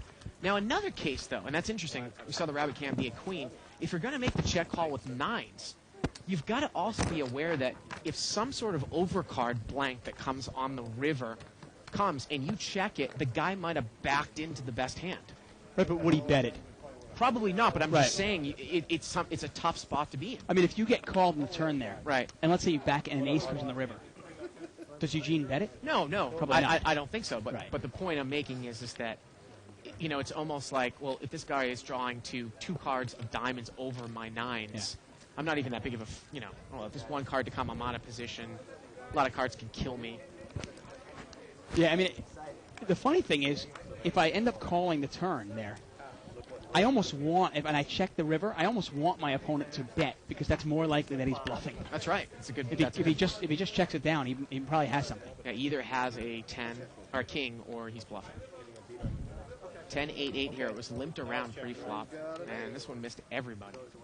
Well, it's going to continue missing everybody. Actually, Tony's in there with a 10, and so does seat 3 have a 10. Don't bet too much. A couple of 10s out there. Jack 10 for seat 3. That's Eugene. And Sylvester's going to bet 15 here with ace 3. And James is going to call with pocket 3s. Well, Eugene's got the 10, you're right, and so does Tony. So let's see how they're going to play it. I'll give you 15 donation. He calls, and seat 5 calls. so how do you like your ace 3 now, your Sylvester? River's a 9. If Sylvester comes out and bets here with the 10s, is it just a call? Especially with people behind you, you just call. Yeah, I don't think you can raise this. And that's what we see all the time. Checked. Now there is another hand that you could lose to, which in this case Wow, would and be pocket James is going to 9s. bet. Yep. He is going to bet. He's going to bet 50 with pocket 3s here. And with 2 callers behind him. I mean, don't you put one of them on a 10? Well, Eugene is going to call. And let's see if Tony overcalls. Now, if you're Tony, can you overcall this with a 10? That's what I meant, Tony. If you Yeah, wanna and he's overcall, going to yes. overcall. This one's going to get chopped up between Tony and Eugene. Yeah, they're going to chop up James's money pretty much. I mean, I don't mind the aggressive play by James, but you got to look at the situation, like you said, Dave. What are people calling the board with on the turn? Do you really think you're going to be able to bluff them off of a 10 with a $50 bet? Yeah, I mean, It's just kind of a losing proposition. That's why. I'm terrified of him. I mean, it's almost better if you really want to bluff him off it. You've got to overbet it, and be prepared to overbet it when you have the 8 as well. Right. Overbet with quads. Yeah. Right. I mean, that's the way to play that hand. If you want to bluff somebody off of a 10 there, you've got to overbet it. The pot there was what, $120. He bet 50 into it. That's not going to be enough to get somebody off a 10. I can't put you on jacks or above. Button is in seat 7. That's Ryan. Sylvester in the small blind, George in the big blind. And seat 1, Eric is first to act. He's under the gun. Button's moved over here to seat 7. Limp here by, looks like Jack 9 of clubs. $35 raise by James. Boy, he's bringing it in with a lot of different hands here. Under the gun with 8-5 of hearts, and Art is going to call with the ace-jack of spades. I don't know if seat 2's shown down any of this garbage, though, yet. No, yeah, I don't think he has. And obviously, we're privy to that, but nobody else is. And Eric's going to limp call with a very difficult hand to play. That's why I don't usually limp in with it. Jack 9 of clubs. And the flop comes king 3-6, so C2 raised with 8-5 of hearts has got a flush draw. Yeah, he's got a flush draw. And he's going to bet 50. And he's kind of got runner straight possibilities here. King 6-3, 2 hearts. And he's probably should take it down right now. Yeah, Art is playing it pretty passive. By just calling these raises, he really puts himself in a tough spot. Right. Nice play by James. He takes it down. Get an email here from Darren T.O. We do appreciate all the emails. And he says, is the bike, in your opinion, the best poker room in California? If not, which one? Good show. Go Tar Heels. It's kind of an interesting question. I actually think the bike is the best poker room in Los Angeles. Definitely has the best food. It definitely has the best food. And I personally like it. I like the atmosphere of the Bicycle Casino. And obviously, I'm biased, but not really that biased. And to me, it's the best atmosphere. It's Well, not that loud. I think that we've got the best no-limit games in town. It's not even close. Oh, not even close. In terms of what the selection is of levels. And to me, I mean, no limit is where the money's at right now. Right. Raise here by 35 with ace-10 offsuit in seat 4. Tony's going to call with a one of those trap hands, king-jack. And we're going to get it heads up here. Ace-10 against king-jack. Art's the pre-flop raiser. Tony has position. Yeah, and not surprisingly, both players missed the flop. But Art is going to fire here. Yeah, there you go. Heads up, he fires. Nice It was play. against 4 people and he missed. He's going to bet 40 here. Wow, and Tony's going to take one off. Well, calling in position. Let's see what happens here. The turn's a 7. You wonder if Tony might bet here if it gets checked to him. And there you go. I mean, sometimes I'll make that move if Yeah. I'm Tony. If I don't think that the other guy, if I think he's going to shut down, and I think, he might just have overcards. Well, that happens a lot. Yeah. And there you go. And you get the information without raising, without actually risking any additional chips. You Right. get the same information you would have got had you raised on the flop. Now, obviously, against a good player, that's tough to make that play. Well, that was also kind of could be a mega scare card there on the turn. Yeah. I mean, top pair Well. paired. Well, it's just something to think about. Yeah.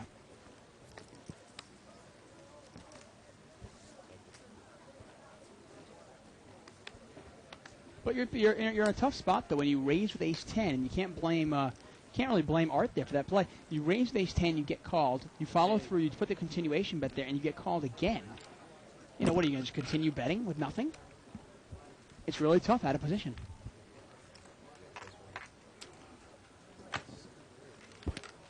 We're going to raise here by 4 players.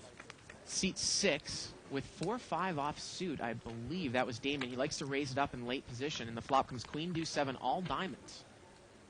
But this time Damon did not bet, and it gets checked to Sylvester, and he's going to bet with king 9.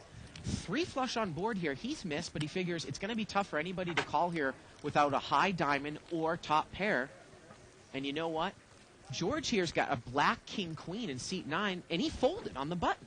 So there you go. That's a great example of that type of scary board. Yep. And Sylvester takes it down there with king 9. I mean, you look at George, you want to get involved with king queen, black king queen there. You know, you might do your play in the sense of just smooth call once. Right. See what happens. See if anybody calls behind. See if anybody raises behind you.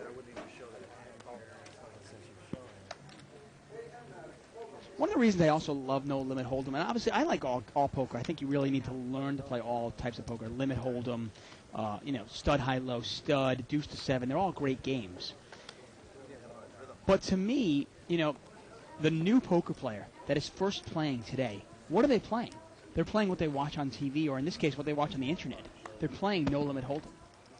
So obviously the pickings are a little easier in a No Limit game than they might be in, say, a Padugi game or a deuce to 7 triple draw game. 5-way action here. But it means nothing, so 5 just players. boot the pot up. 10-6-4 with a couple of clubs. Tony's got an open-ended straight and a flush draw on Yeah, what a C5. flop for Tony there, huh? Yep.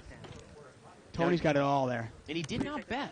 And Sylvester's going to bet with middle pair in position. Let's see if Tony's going to throw a check raise in here. Well, I want to say Sylvester actually has the best hand right now. Him and Eugene have the best hands. They both have 6-8. Well, Eugene called, and now Tony's going to check raise it up to 80. Well, there you go. More to call.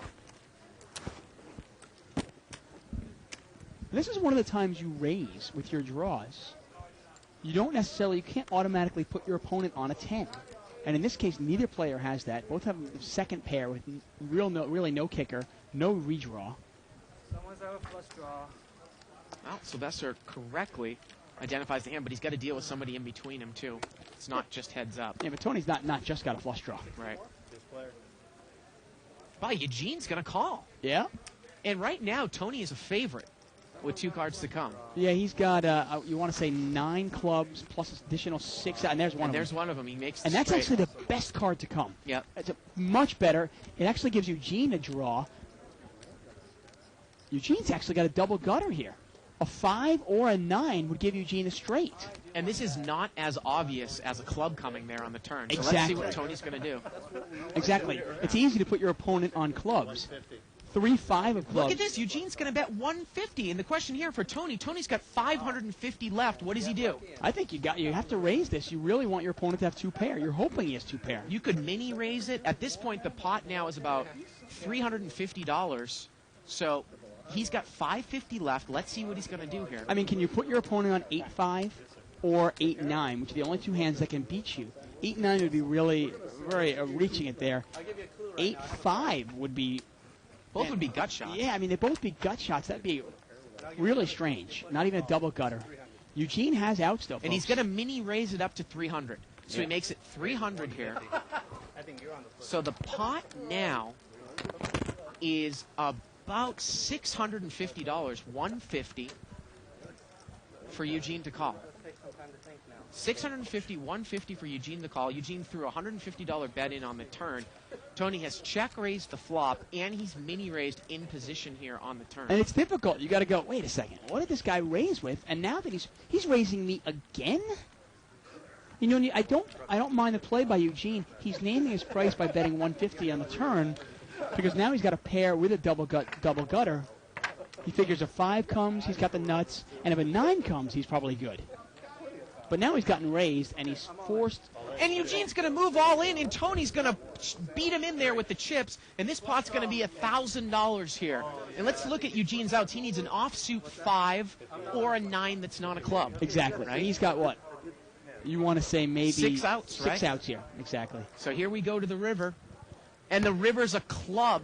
And Tony's going to take it down with the flush. He had the straight on the turn. Yeah. And that's going to be about $1,100 pot there for Tony. Now, the interesting play, I'm not quite sure why Eugene moves all in on the turn there. Yeah, that doesn't, the guy There's no fold equity. Well, yeah, there's no fold equity. The guy's got 150 left. The pot's like $700. There's no way you can think the guy's going to fold. The guy has raised you. The guy's really shown strength. I mean, think about it. The guy only had 550 left. And instead of raising you all in, he raised you the minimum because he wants a call. You really think moving all in is going to get him off the hand? Sometimes people feel that, well, I'm going to stick my chips in anyways. Let's jam it up here. I got a pair and a double gutter. Maybe my 2-pair trips straight would be good. But the way the action went in that hand, I can't imagine that. I mean, he didn't know how many outs he had, and it was the absolute worst spot for him. Yeah, I mean, I can understand making the call if you're thinking, okay, well, if I hit my straight, I'm good. If this guy's got, maybe you think that, okay, if I hit my straight, I'm good. This guy's probably got 2-pair. Right. Or maybe the guy's got a set. You don't even know. But he was drawing to 9 and a 6, though. Yeah. He did have those as clean outs. And it's difficult to put the guy in clubs. So you think, okay, maybe I have 8 clean outs. Okay, I can call. Right. But in that case, at best, you're going to call and then fold if you don't hit. Nice hand there. When you raise with your draws, one of the reasons you raise with your draws is because there's fold equity. There's obviously a chance that your opponent might fold, and if your opponent doesn't fold, well, then you've still got outs to win the hand. Well, James is coming in with rags again, but this time he's in position. 8 deuce of spades, and Ryan, the tightest player on the table, has called. So James, if Ryan misses, James should be able to. Well, he just took it down anyway. Yeah, Ryan threw away. Ryan threw away Jack 10 spades there. Didn't want to take it down. I know there's no way he has a 10 on the flop because no one checks a 10 with 2 clubs, right? There's no way. When he bet out, I knew it was on a flush draw. I didn't think the 7 helped you. I didn't know you were on a straight draw too. Eugene is a pure giving an flush example draw, there. and then I think if you were just pure flush draw, I push all in, you would call or no? No, right? On pure flush What is draw, ATM? If you didn't have anything on the turn.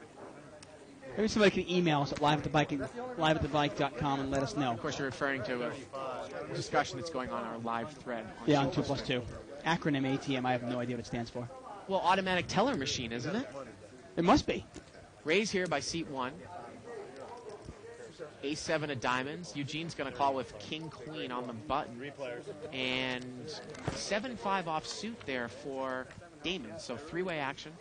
A little over $100 pot. King 3-3. Well, nice flop for seat 3, Eugene. But Eric's the pre-flop raiser, and he's going to bet the paired board here with A7 of diamonds. 50. Eugene's going to call. And again, you wonder how much trouble. Yeah. You wonder how much trouble Eugene would have gotten in if if Eric had ace king or ace. Now, if another diamond comes out, oh wow. Oh, and the turn's an ace. And Eric's going to bet again. 65. Bet 65. Now the guy's come at you twice. Is he capable of doing that? Coming after you twice? Could king queen possibly be the best hand here? Now, you wonder if Eugene was going to call him down the whole way until the ace comes. Takes it down. I imagine Eugene probably would have called had an ace not fallen. That's a wrap. I got an hour. Again, you can email us at live@thebike.com. I tell you, the 2+2 thread that we have for Live at the Bike, it's more just entertainment than it is poker, isn't it?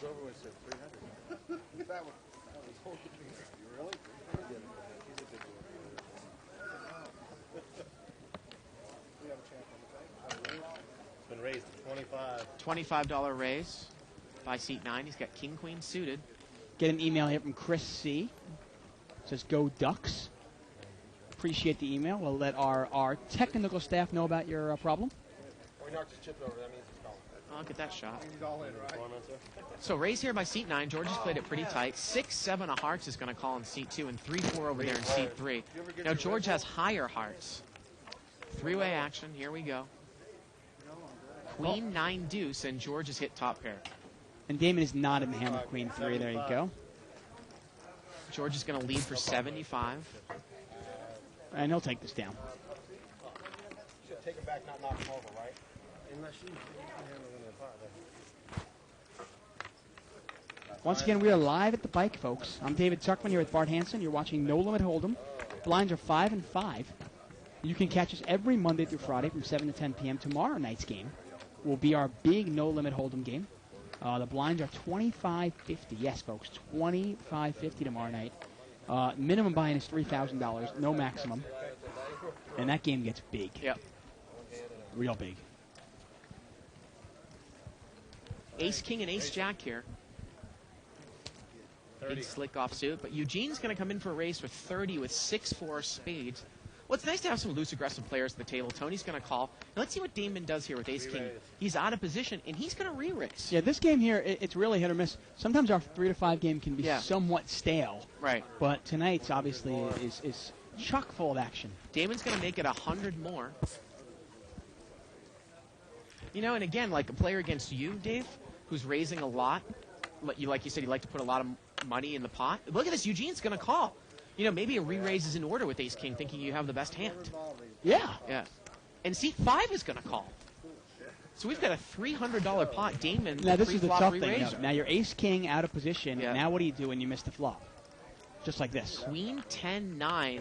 Tony's got a open-ended straight draw with backdoor and nut clubs, and Eugene's got a flush draw, and Damon moves all in. And Eugene instantly calls.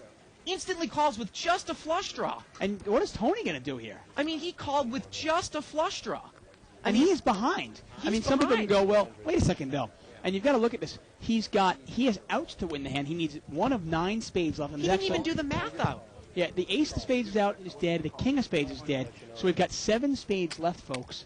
Plus, obviously, he can catch a 4 or 6 to win this hand. Now Eugene's pushed all his chips in, but he said call. I think he only said call. Yes, he did. So it's a $390 bet by Damon, making the pot $500. Eugene is called.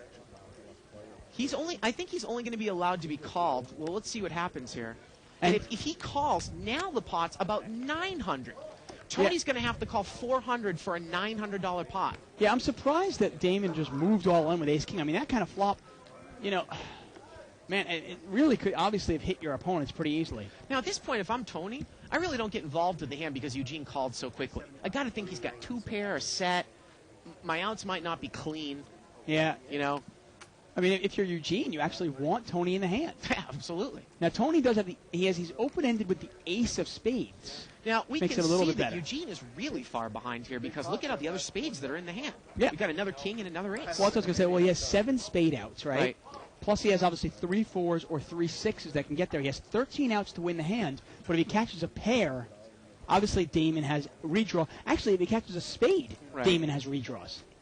And Damon doesn't even know what good shape he's in. But Tony's going to make the call, and we've got about an $1,100 pot. And if I'm not mistaken, Eugene and Tony have money on the side. They do. Seat 3 and Seat 5 have money on the side. Turns a 6. And Oh, look at wow. this. Eugene catches an offsuit 6. And he moves And all he moves in, all in. He and gets Tony a call calls. by the button, and a pair of 6s could take this hand down. It does. And the river is an 8. No, a straight. Tony makes a straight with ace-jack. Oh, my. Unbelievable. Oh, my. Wow. Wow, and Tony takes it all, and he's psyched. I mean, we're He is talking about pumped. $1,700 there, about $1,100 in the main, another $500 to $600 on the side. He took down a $1,000 pot a couple minutes ago. He takes down a $1,700 pot now. Yeah, he's got, almost $3,000 now. Wow, what a river, folks. What a turn, though. Can you imagine if Eugene won that one with a pair of 6s? Well, I'd love somebody to check out the Pokulator on liveatthebike.com and let me know what the percentages were. I don't think Eugene was in that bad shape. He had 13 outs. Obviously, the other players had redraws, but he had 13 outs. That is unbelievable. I mean, if you actually wonder, with the guy with ace-jack there, Tony was probably the biggest underdog, wasn't he? I mean, he needed to specifically catch, because the jack was no good, because jack would have given ace-king a straight. He needed to specifically catch runner, spade, or he needed to catch a king, and there was only a couple of them left, Right. or an 8. That wasn't a spade. I mean, Tony was probably the biggest underdog out of all three of them, and he takes it all. No question about it. Wow, and look at that, man. See, that's what I mean. There's too many yellow chips on this table. Wow, that is unbelievable. And his chip count has got to be somewhere around $3,000 now. Yeah, huge pot there. And that's the problem with playing ace-king out of position. You raise out of position, you miss the flop, then what do you do? No, we don't know. Around. Could be 140. It could have got mixed in. We don't know exactly when it happened. Can we come to a conclusion so I don't have to check the camera? Nobody knows how many Well, chips no, he had. it's not even close. Like I didn't even know it happened until he came back and sat down and said it. Exactly. When So he was nobody gone, knows there how were no much. chips. Check it, verify. Yeah, somebody's checking it already. I don't know exactly what's happened here. There's Well, they're some trying to discussion on figure the out the table. chip count, how much money.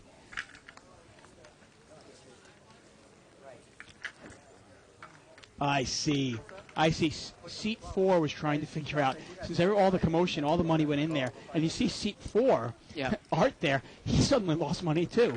And All he's his money went in the pot. right, and Oh, he's that's go- unbelievable. Yeah, and he's going, wait a second, my money. So, and this is actually, this might be one of the first instant replays in poker history, because I don't think it affects the integrity of the game.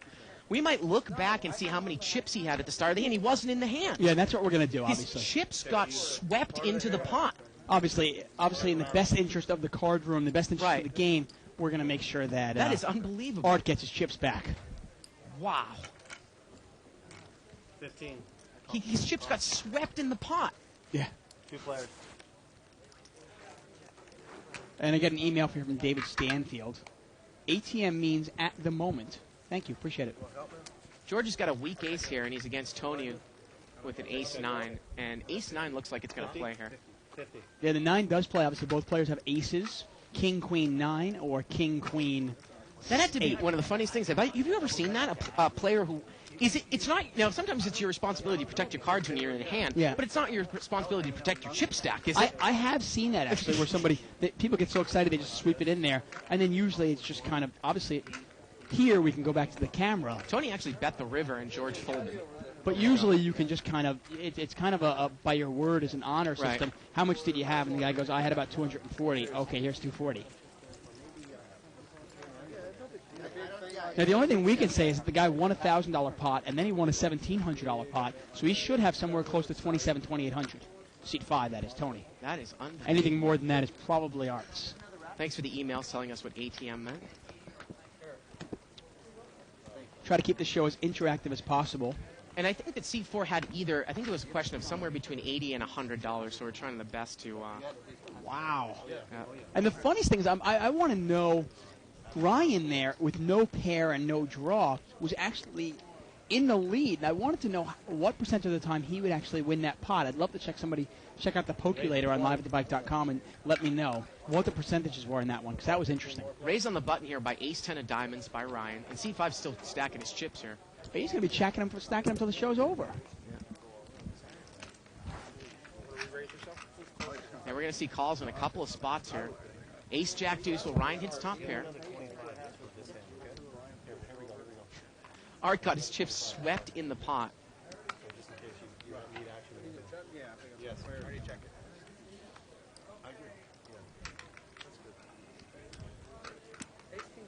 And Ryan's going to make the continuation bet here with top pair.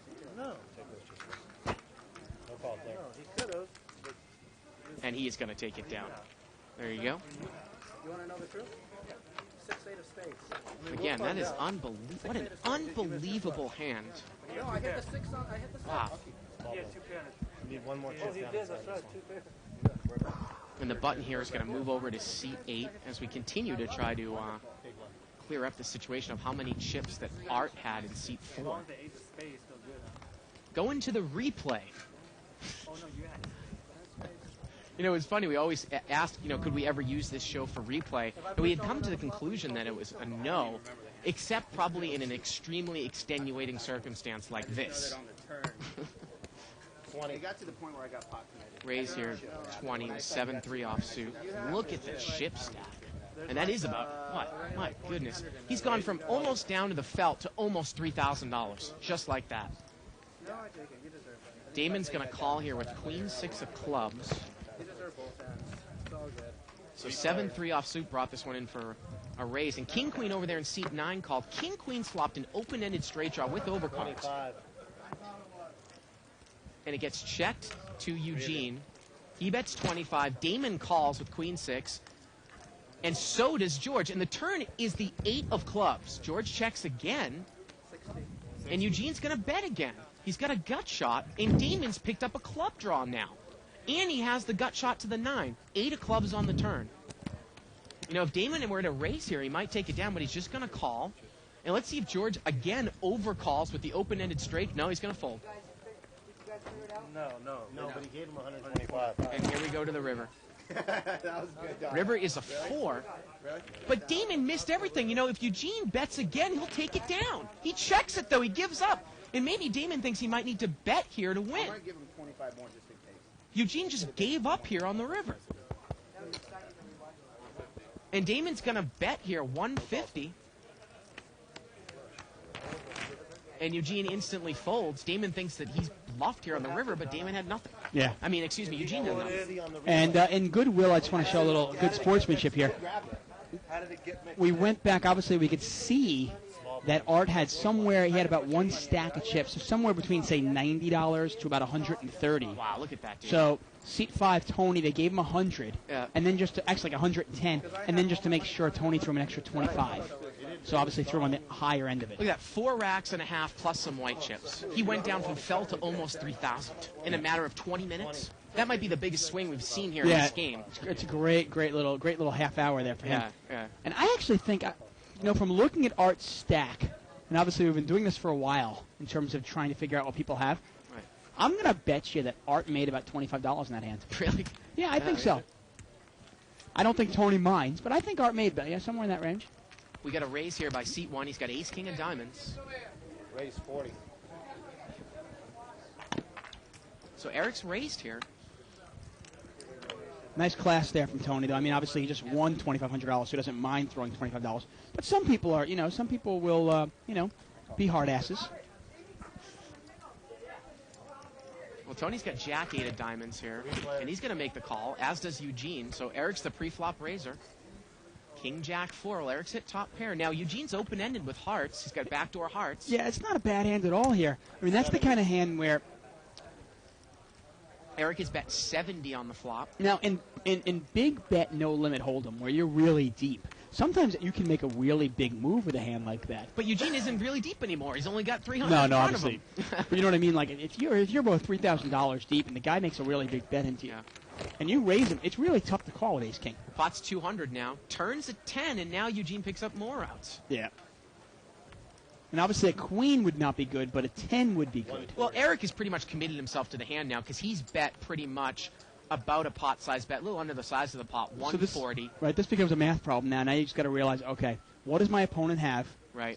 And do I have the odds of going for it? And obviously, if they put your opponent on a range of hands. Well, the pot's about 350. It's 140 to call. He's getting about 2.5 to 1. If he caught his queen, it would be no good because Eric has ace-king. If he caught a 10 here, a 9 or an ace, it would be good. Right, so he's basically got, what do you got, 3 outs, 7 outs, 9 outs. With one card to come, probably does not have enough odds. And there enough really cards aren't there. any implied odds because he doesn't really have any more money left. So. Right, and the problem with this also is that's best case scenario. That's only if you know the guy has ace king. If the guy's got ace king of spades, you're in really bad shape. If the guy's got king, I'm trying to think of another hand here. Let's say the guy's got king queen. Right? If you got king queen, you're almost drawing to a chop. I mean, you can only catch a 10. So ace king Well, look at without this. spades. He's gonna move the rest of it all in here. But Eric, it's only 100 more for him to call. Yeah, and obviously there's no fold equity here. Eric's going to call Well, this. we'll see. I mean, it was a $140 bet. He's raised. Let's see how much more it is. It looks like it's a raise of 125 more, which means that the pot now is about 600, 125 to call, and Eric's going to call. Yeah, Eric said, rock and roll, let's do it. So he needs to dodge some cards here on the river. Eric needs to dodge some cards. And the river here is a jack, and that's not going to do it. No, Eric's going to win the spot. And Eugene has blown through about $1,500 there. But you can see how About tough it 20 is. minutes. Look at Eric there. I mean, Eric actually had a tough time calling just 100 Right. there. He thought about it. You can obviously imagine if it's big bet poker and you bet 300 and the guy raises you up to 1,000 and you've only got top pair with top kicker. Well, the funny thing is, I've actually brought this on to the point I lost a lot of money in this a couple weeks ago in the 10-20 no limit game. You know, I'm sorry to interrupt you, but you know what I'd love our technical staff to do? You know, obviously I want exit music, but I would love to get graphics on this show so we could have, like, steam running from Eugene's shoulders. Well, he's locked it up. He still has that chip there. Yeah, but I want, you know, steaming, obviously. Yeah. I think that would be hysterical. Kind of like VH1s, you know, the bubble pop-ups. Damon here got pocket kings. He's going to raise. Actually, he just limps in here. Just going to limp in. Limping in with the big pocket pair in early position. Sorry to interrupt you there. I had that image of the steam running up his shoulders. Now, he does not get the limp re-raise, and the flop comes Jack 3-10. Well, he's probably going to take it down here with the bet, I'd imagine. Yeah. Look at this. James is going to come out and bet that. Yeah, why not? Yeah, this is the kind of pot that you don't want to lose a lot of money here with kings. You've got to realize that the hand is vulnerable. Let's see if he puts a little raise in here and see what happens. Yeah. No, he just calls. He's going to call, see what happens here. Turn here is a 10. And That's it's another getting- hand that you can't beat. It's And it's a getting- heart. Yeah, it's getting worse and worse here. I mean, that's got to be a terrible card there. What can you beat now? And James bets 40 here. He's got the nut flush draw and an overcard. And Damon does not have a heart in his hand. Damon's just in call mode here, in position, it looks like. I mean, if James pushes hard on the river here, can he call? And the river's a heart. He's made a backdoor flush. And my question was, let's say a heart doesn't come, and James bets 200 on the river. Can Damon call with kings? It's tough. You've got no information whatsoever. You have no idea where your opponent's at. And he's checked the ace of hearts, and Damon checks right behind him. Wow. Astounding. And James says, good check. What I was going to bring up, Dave, is I talked about it a couple weeks ago before. If you raise with ace-king in early position, Yeah. get called, and the flop comes out ace-high, and you bet, and you get raised at any point along the way in position, it's a tough read from then on, isn't it? Of course it is. I mean, it's the best time I want to get raised is on the flop. If I get raised after that, I hate my hand. Right. Again, you can email us at live@thebike.com. Try to buy it there, you know. I mean, I know I say this over and over again, but the truth is playing out of position sucks. Well, looks like we have an emailer from Mickey Nygaard. He says Ace-Jack was 22.5%, 4-6 suited was 43%, and Ace-King was 31.67%. I assume that was on the flop.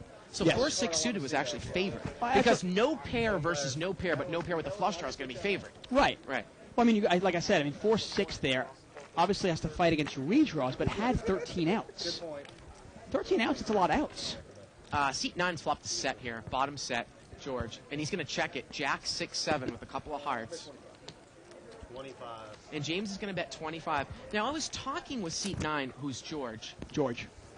And again, he said he was going to go back and watch this. He's going to make the call.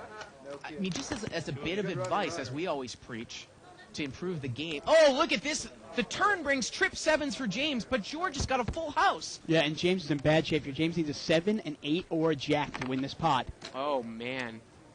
James is going to bet. Now, if George, who's played it straight up the whole time, check raises, can you throw set? Oh, but he's just going to call, Dave. I was going to say he's got to play this hand harder. The reason you got to play this harder is a lot of action killers, and there's one of them. The river's a 5. And that could be a straight card. And he checks again. What? And he's going for the old check raise on the river. And that just screams so much strength, but he could have made a lot more money, I think, on the hand. Well, let's see how it plays here. Well, I don't think he has any He more. doesn't have any chips left. Now he's going to move on. re-raise him for another 100 more Yeah. bout. And look, he's putting his blues in there. That's a tell. Yeah. Trying to get absolute top value. And James is going to call, and George is going to double through there. And I Yeah. think that James felt that he played that hand, kind of tricky and cagey. But I was going to say, right on the flop, let's see him lead out as opposed to check call the flop, or maybe check raise the flop. Yeah, now in this case, George just didn't have enough money Yeah, for James to get, James to get away from it. right. But obviously, if you're playing big, no-limit games, and you told me George actually played in the unrestricted game. He did. There's 5-10 He blinds. played it pretty conservatively, I have to say. Right. Yeah. And if you want to make the maximum, let's say you have $1,500, $2,000. Right. You want to make the maximum on those full houses. Right. You really got to push it.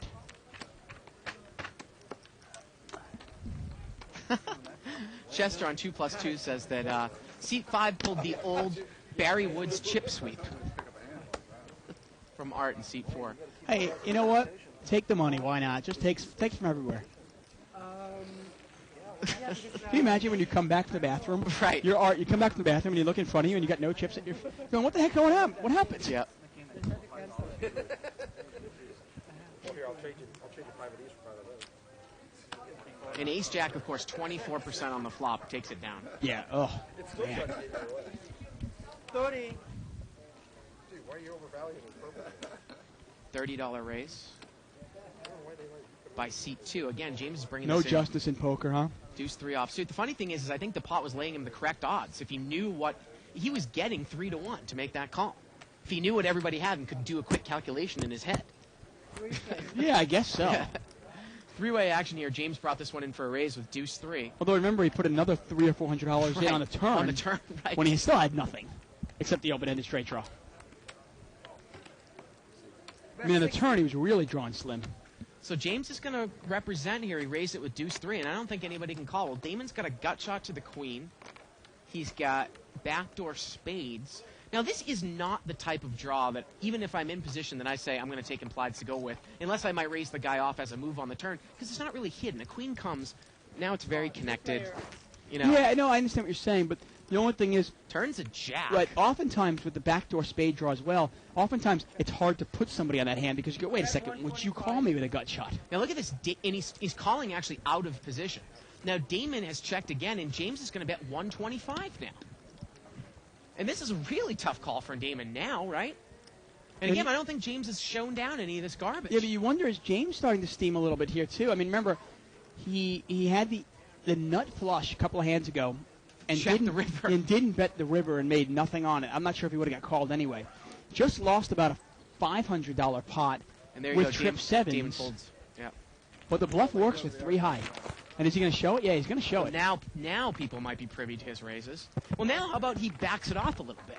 Now you just showed that. How about back it off, play a little bit more solid, play into what your image now is? Right. Because he has been doing a lot of pre-flop raising. And it's not too difficult to deduce that he's been coming in with a lot of crap. Now Yeah. he shows that.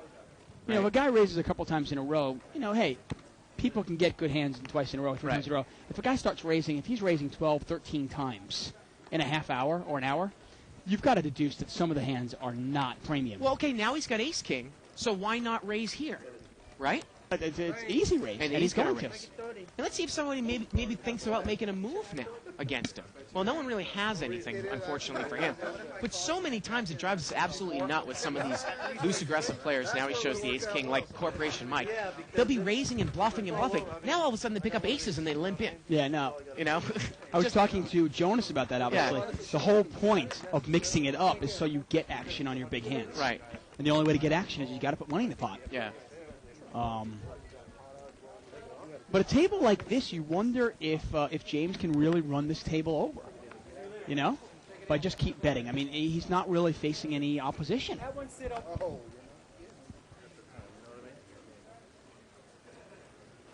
me ask you this question that we actually didn't get to. Yeah. And we'll get to this in a second. Knock me out with it. Let's go.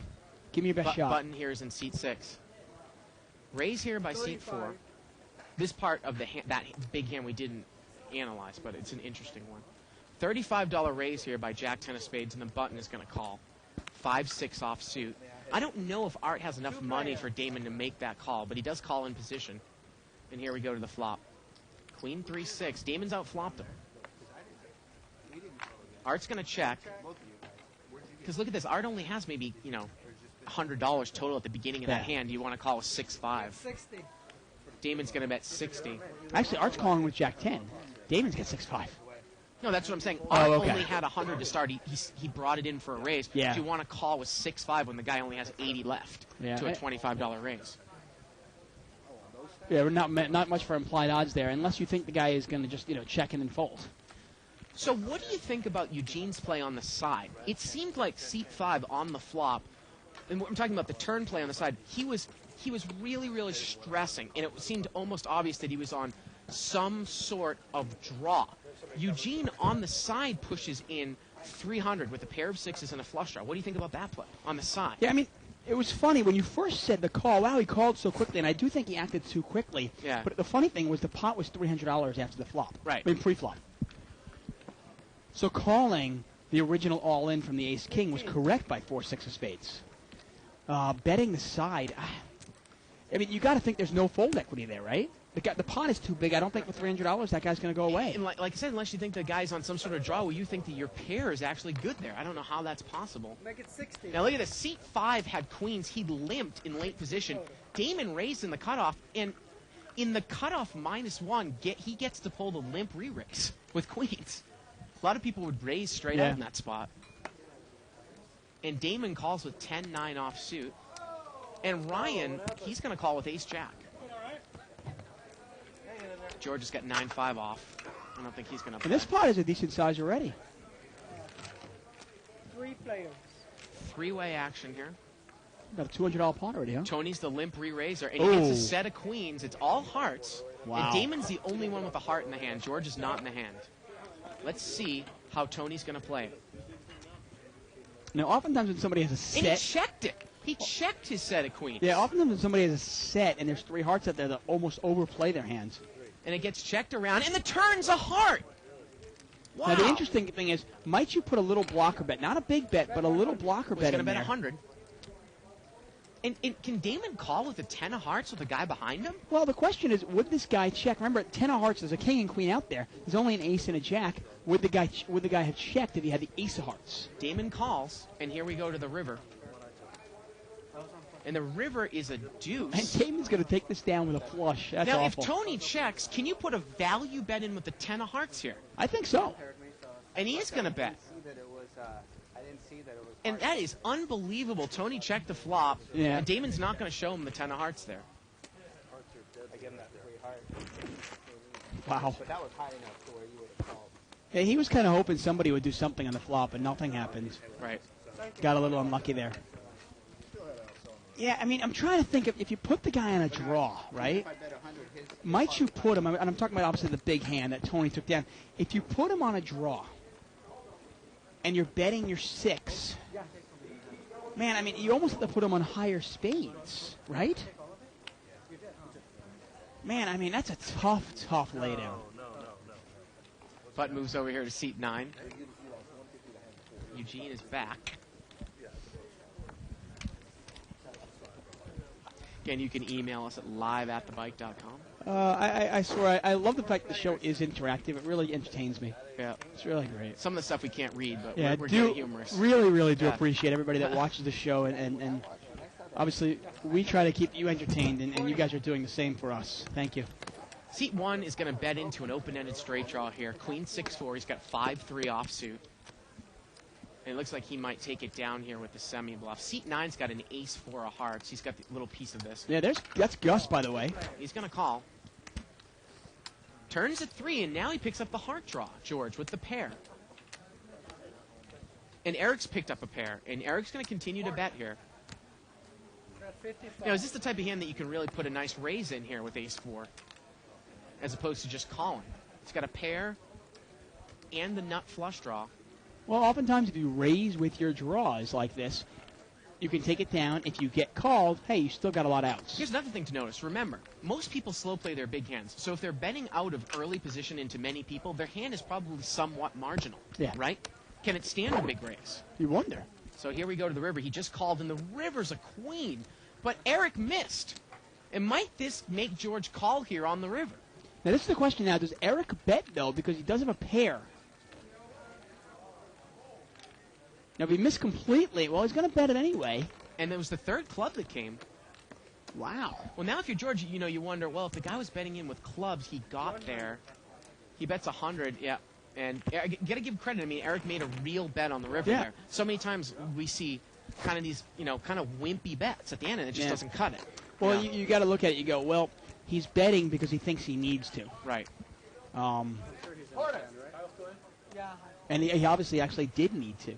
The interesting thing is, it's a really strange bet because you got to look at it this way. Okay, there's no way my opponent's going to lay down clubs, right? Probably there's not. no a way queen. my opponent's going to lay down a queen. Right. So what am I asking him to get? I'm getting my opponent up specifically a 6 or a 4. I got in that spot for me. I might have called with ace-4. When I play the hand back in my head, I probably check there with 3-5, just thinking there's no way. There's Right. just no way that I'm going to get the guy off of any hand. Oh, and that would be my thinking. If I had ace-4 in that case, I Right. got to be honest, I'd probably call him because I'm looking at it going, wait a second. The guy's either betting at clubs or he's betting trip queens. he wouldn't bet to try to, if he had a 3, he wouldn't bet, would he? I don't know. We got a raise here by seat 4. He's all in. He's got ace-king. Now, Eugene's got pocket 8s. Will Eugene gamble it up? The action's going to be last to him in the big blind. We can see that Eugene's in pretty good shape if he makes this call because James has got a dead king there, and we have another dead ace. I got to tell you, I love hands like that one. Right. It always really fascinates me about no limit, which is the difference between no limit and limit hold'em.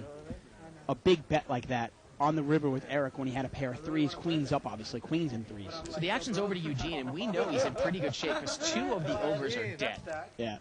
So in this case, he's probably more like a 60-40 favorite.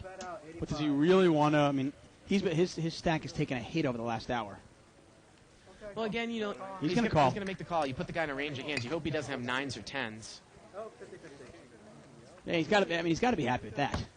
He knows at least it's overcards, and there's the ace. Eugene he can't even catch running spades. Art's got the ace of spades. Turn is a king. Yeah. River's a 5. And to me, I mean, I don't like making a big call like that with 8s because, okay, maybe 60% of the time I'm 50-50, and 40% of the time I'm like a 4-1 dog. So, now back to that other hand. Yeah, but the other hand, though, Dave, I mean, it's not out of the realm of possibility that Eric could be betting out on trip queens. Oh, no, definitely. I mean, he's betting with top pair. He got right, trips definitely. on the end. I mean, the oddest thing is the way that Eric played it. I mean, I think if Eric thinks about it, he bet a 3 there. And the only hand you specifically can get your opponent off of is a 4 or a 6. Would you have given up there on the river if you were him with I don't know. I mean, it was funny. I hate to admit everything this. got there at the end. Yeah, I mean, it's hard when I'm not specifically in the hand. Right. And obviously I'm Right now an observer. Gus in seat 8. It's just an odd bet, He's going to make it 40 to go. He's got Jack 7 offsuit. And seat 2 on the button's got pocket jacks. And is he going to play it slow here? Does he think this raise is enough? He's going to call, it looks like. And Gus really has mixed it up a lot. He's a really, really good player, I think. Gus. I think he knows where he's at. Yeah, he adjusts his play to the table. King 9-3. And now, I mean, and that's actually Gus. And it goes check, check. Once Gus gets called, he's got to figure, well, but now he's going to bet as it went check, check. Yeah, I'm surprised he didn't bet one time on the flop. I am too, with a king out there. And now he's going to bet 70. Now James is in position. Yeah, but now it doesn't make any sense. Why would he check that? I mean, he either has a monster or he has nothing. You know what I mean? He's got a set of kings or he's got nothing. He's drawing dead. He is drawing dead. River's a 5. Yeah, he's just going to give it up now. He gives up. And you notice here James is not going to bet. Right. Doesn't need to. Right. But the interesting thing there by Gus, you raise pre-flop, you get called, and then you check. Once you check one time, you're pretty much giving up on it, aren't you? Now, obviously, if your opponent has nothing and he's missed, yeah, sure, you can probably take it down.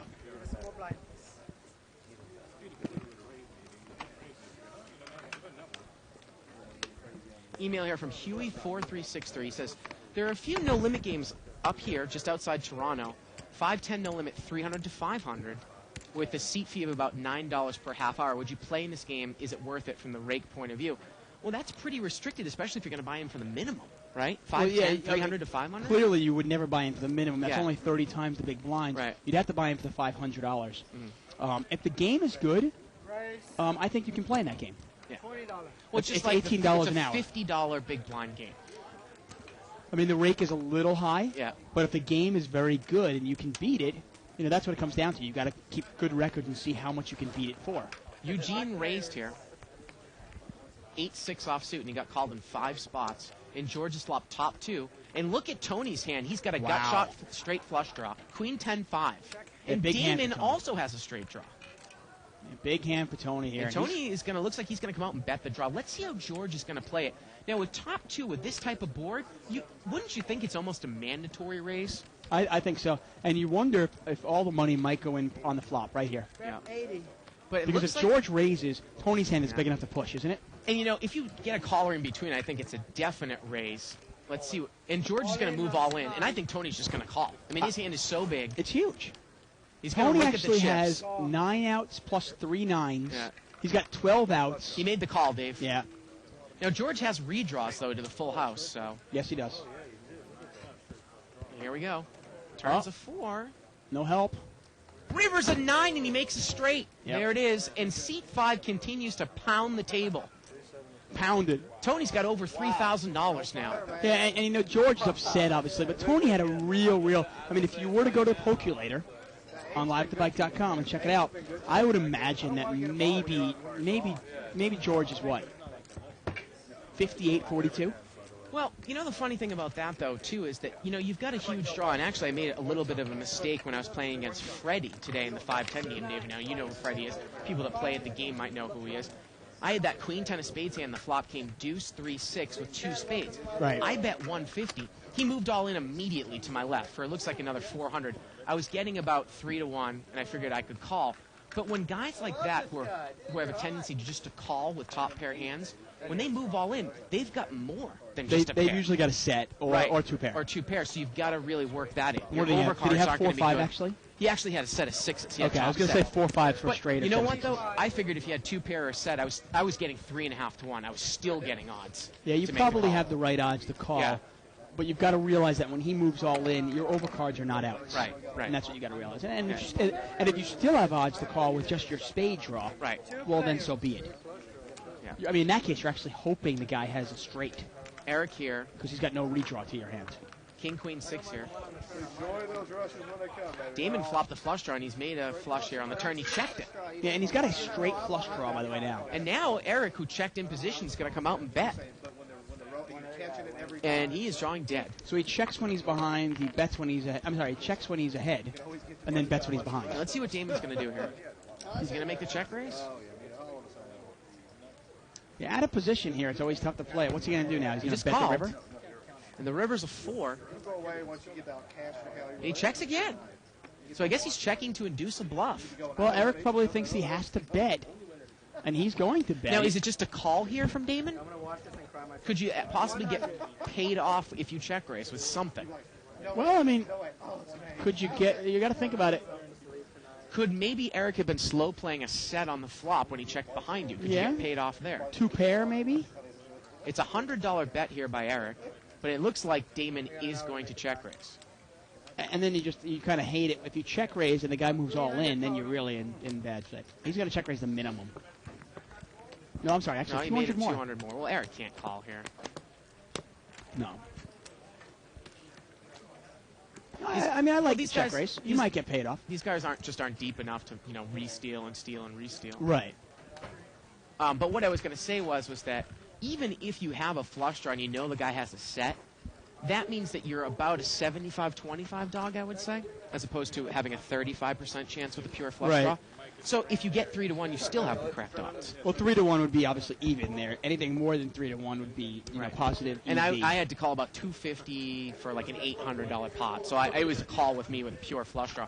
But I definitely was not counting my queen or my 10 as outs. And when I say positive EV, by the way, folks, that's positive expected value for those people at home. Yep. Obviously, 25. I'll give you a really far-out example. Let's say the pot has $20,000 in it, Yeah. and you have a flush draw, and a guy puts $100 in there.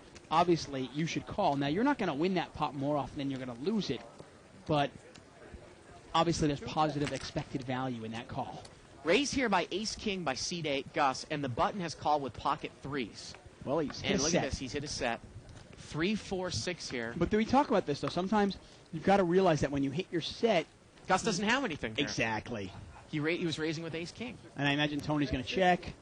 Yeah, Gus is going to make continuation bet, and let's see what happens here. Well, Actually, wait, I said Tony's on in the button. position. Yeah. Tony's in position. Gus bet 65, which is a little over the size of the pot, and let's see how Tony's going to play it. And he's just going to move all in here. Wow. Instantly. Well, with 2 clubs out there, I think he's kind of trying to... I like the play here. I really like the play by Tony. He's hoping Gus has got aces, kings, queens, something like that. And I love the play. Well, a lot of people can't get away from that. I think Gus might be the type of player that could get away from it. Now, the thing that you're looking for is a flop. I mean, ideally, you want to hit a set with an ace or king on board. And hope that the guy doesn't have queens or jacks when the ace and the king comes on board.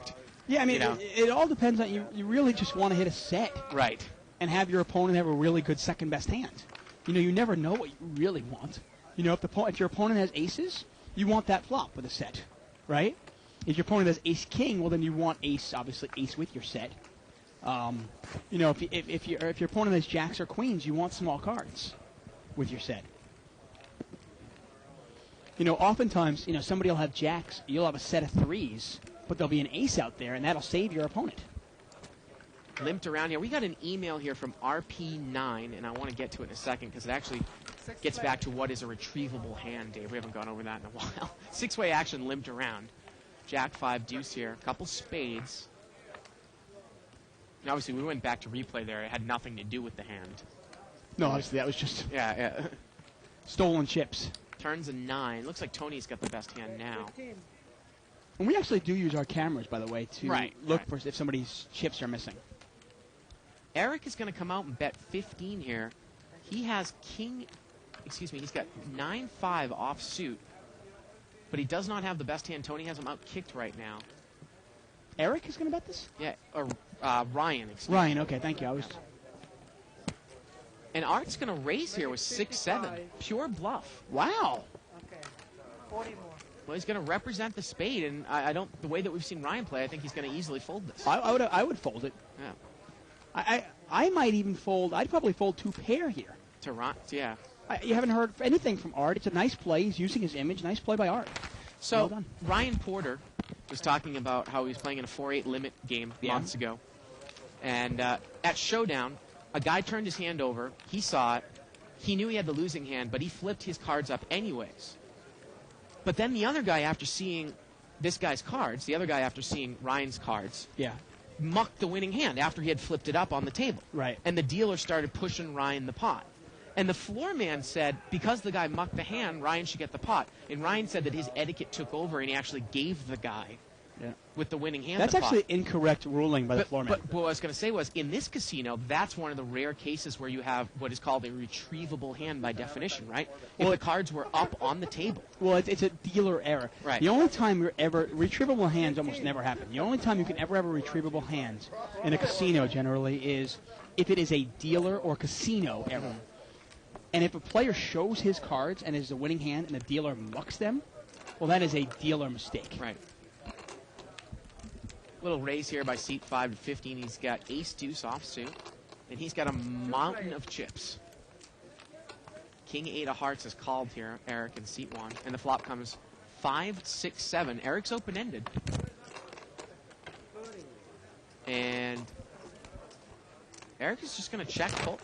And he actually comes out and bets, and he's going to take it down. And the etiquette question, actually, he wants to know. He said he ended up giving the guy the pot, and he said, "Did you think I did the right thing?" Right. And I happen to think he did do the right thing. You know, Really? etiquette-wise, yeah, karma-wise, definitely. The guy showed you the It's hand. different if a guy mucked the winning hand because he didn't realize it, right? That's a lot different. That happens, but if the guy shows the hand, I'm going to give him the pot. Right. Now, if I'm the other guy, I'm probably going to split the pot with this guy. Yeah, for doing that. For being classy, I'm probably Right. going to throw you at least some of your money back. Right. So, $20. Seat 5's going to raise here. He's got king, queen offsuit. He's going to make it 20 to go. I mean, poker players. I mean, a lot of what we deal with is your honor, you know. And without your honor, there's not much. Yeah. $25 raise and a few callers. I mean, we'll fiercely battle each other for money while we're playing, but Right. there's got to be a little etiquette there. There's got to be some honor. Flop is going to come out Jack 9-7 with a couple of hearts. So let's see if Tony's going to continue after he raised pre-flop. It's not a bad flop for him, is it? I mean, he's got the king of hearts, and he's got a gut shot with the overcards. Well, he doesn't bet, and Damon's going to come out and bet with middle pair, and he has the best hand here with 9-10, pair and a straight draw. Yeah, I really would have liked to see a bet by Tony. He bets that. He probably takes it down. And again, it could buy himself position. It looks like Damon would. He's been calling here with these types of hands all night, so he might not have. But the action is back over to James, and James is having a hard time with this one with King Queen. Yeah, I don't want to blindly throw money in there. Right. But King Queen is not a bad hand when the flop comes out Jack 9-7. I mean, you can catch a king, a queen, or a 10. And if it comes out runner, heart, well, hey, you've got the king of hearts in your hands. The first King Queen check folded here. Art's got a straight draw. He actually has a double gutter, right? No, he just an doesn't. 8, yeah. Just an 8. And Tony is going to check call here. Now, if Tony bets, he probably takes it down. Well, I don't know. Again, against Demon. Who knows? But yeah. at least it's better betting than checking and calling. Turns a deuce. He checks blind. Boy, he's almost playing the hand like maybe he's got pocket 10s here or pocket 8s. But Damon's going to bet again. He's going to bet 100. Yeah. Wow, and Tony's going to check raise to 200. Wow. And Damon is going to quickly call without even a second thought. Pot's about $600 as we go to the river. And the river's a jack. Now, what can Tony... Now, let's see if Tony can push here. No. He's just... I think that He just it went folded. check and Damon moved all in at the end. Yeah. Do you think that Damon might have thought he needed to bet the guy off the hand? He moved all in with a pair of 9s at the end. Well, you don't usually see that with a marginal hand. Really He rare. moved all in on the river with 9-10. Wow. Seeing all kinds of new things here at the bike. Yeah, I mean, that's an odd play. I mean, what are you trying to get your opponent off of? Maybe he didn't think that his hand was good. I mean, Well, what do you put your opponent on then? 10s, specifically 10s? Well, here we go with the chip count. Now, we've got Tony at 2,500. I think he's got, actually, we're getting worried he's got a little less than that now, Dave. So he's actually spewed some chips off now. Okay. Eric with 1,200. And so big winner right And now, so on, C5. yeah. Definitely the big winner. Yeah. Interesting bet there on the river. I mean, you wonder. You know, the interesting thing is how fast some of these guys make decisions. We saw Eugene make a call $300-400 just like that, and then here we see Damon call off another $100 without even thinking about it. One of the biggest things that I like to do when I'm playing No Limit is I really like to take a second and think about the play. Think about what my opponent is trying to do. We had a And think of what the best play to do is back. Raise here by Ryan. Queen 10 off suit. And James has called. So Ryan's going to bring this one in late position. James is in there with pocket 6s. Ryan hits a pair and a straight draw. This should probably go check fold. And you know, there's an... Oh, it goes check. Wow. Turns a 5. And now James is going to come out and bet. Well, he's induced a bluff. Now Ryan's just got to remember to call this. And now he's going to move all in. Yeah. So maybe he just thought, that was good enough and he was going to go with it. Yeah.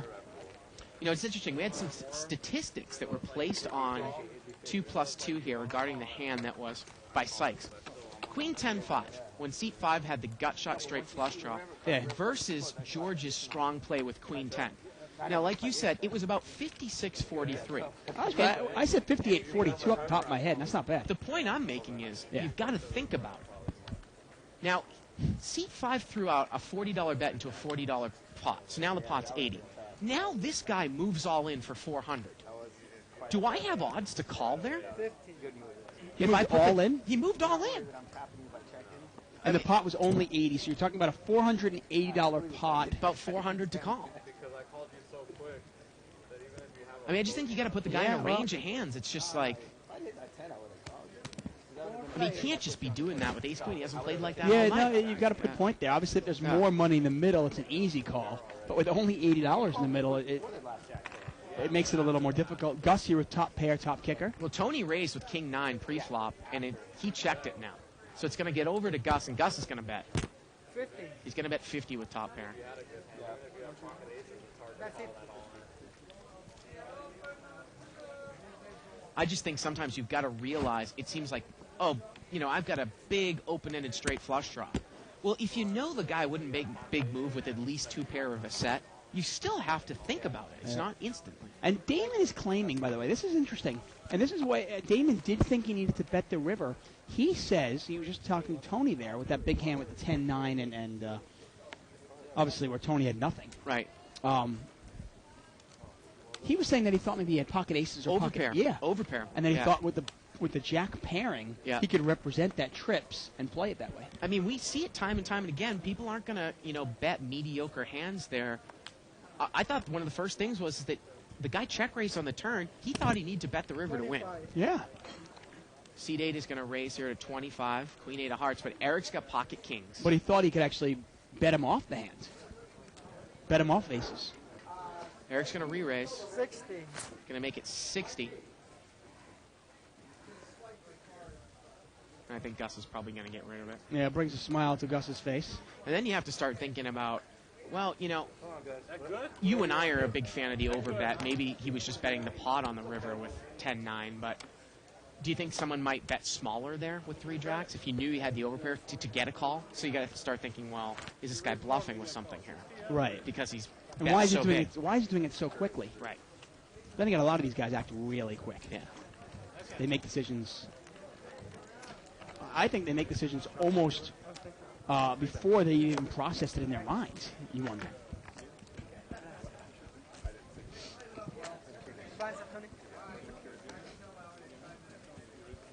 Button's going to move over there to seat 3. We got less than an hour left in the show. Tomorrow night's our big night, $25.50, $3,000 minimum, unrestricted buy-in, no limit hold'em. And I think, unfortunately for everyone, Barry Woods will not be here tomorrow. 25.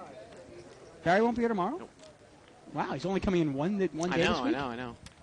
Man, how's he getting his fix? $25 raise here by seat 9. He's got ace-jack. 2 players. And Eugene has called on the button with king-queen. See if George can follow through here. Yeah, let's see if Eugene can use the button and win this pot. 25. He's going to bet 25. Well, that's not really that much. Let's see if Eugene smells the weakness. No, Eugene's just going to fold. Not going to get involved. There you go. Yeah, him and I, the first hour and a half. Take it down, George. You got a good point, though, in terms of, and back to that Queen 10 versus the Jack 8 of hearts there. Interesting point. That it was such a gross overbet that Pop wasn't laying him that much. Well, again, I found myself against that really, really tight daytime 5-10 no limit player. I had to call all in because I knew my flush draw was it was a pure. I thought it was just a pure flush draw. I didn't think the overs were good, but I thought I was getting the right odds anyways. Right. But if I need to have those overcards, if I'm only getting 1.5 to 1 now, Yeah. well, against this guy, overcards aren't going to be good. Yeah. So, Oftentimes people get enamored with overcards and a flush draw, and you got to realize, you got to think, are my overcards good or not? raise here. I actually called and I said, all right, I got a flush draw. You want to run it? And he said no with the set of 6s. I almost, positively put him on a set, Dave. You didn't think there was a possibility at 4-5, and you flopped it straight. Well, little bit. I mean, that obviously would have been the best thing for you. Jack 8 here on the flop. James brought it in for a raise, and he's going to continue to bet. He's got a gut shot, and he's going to take it down.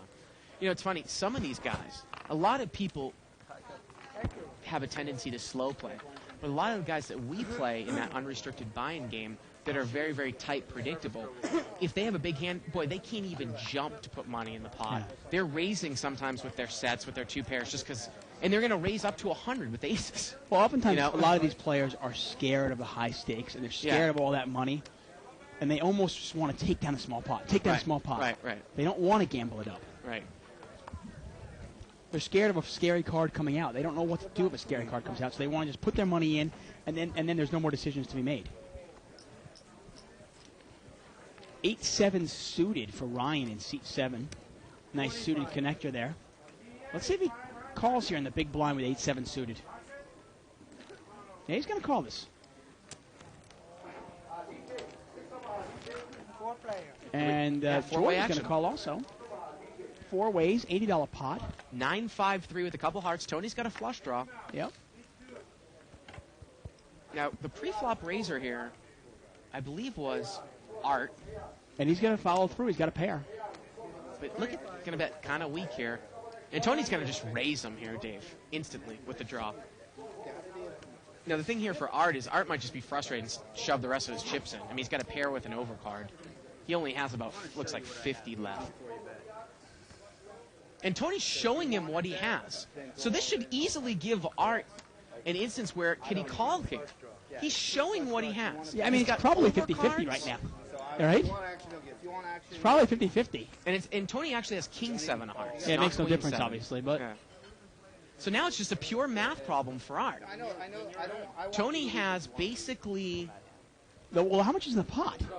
Yeah, he's got to call. I mean, the pot's got $100 in it. Yeah. Actually, the pot's more like 200, 100 to call. He was definitely getting more than 1-to-1. No, he's getting almost 2-to-1 on his money, and he's ahead.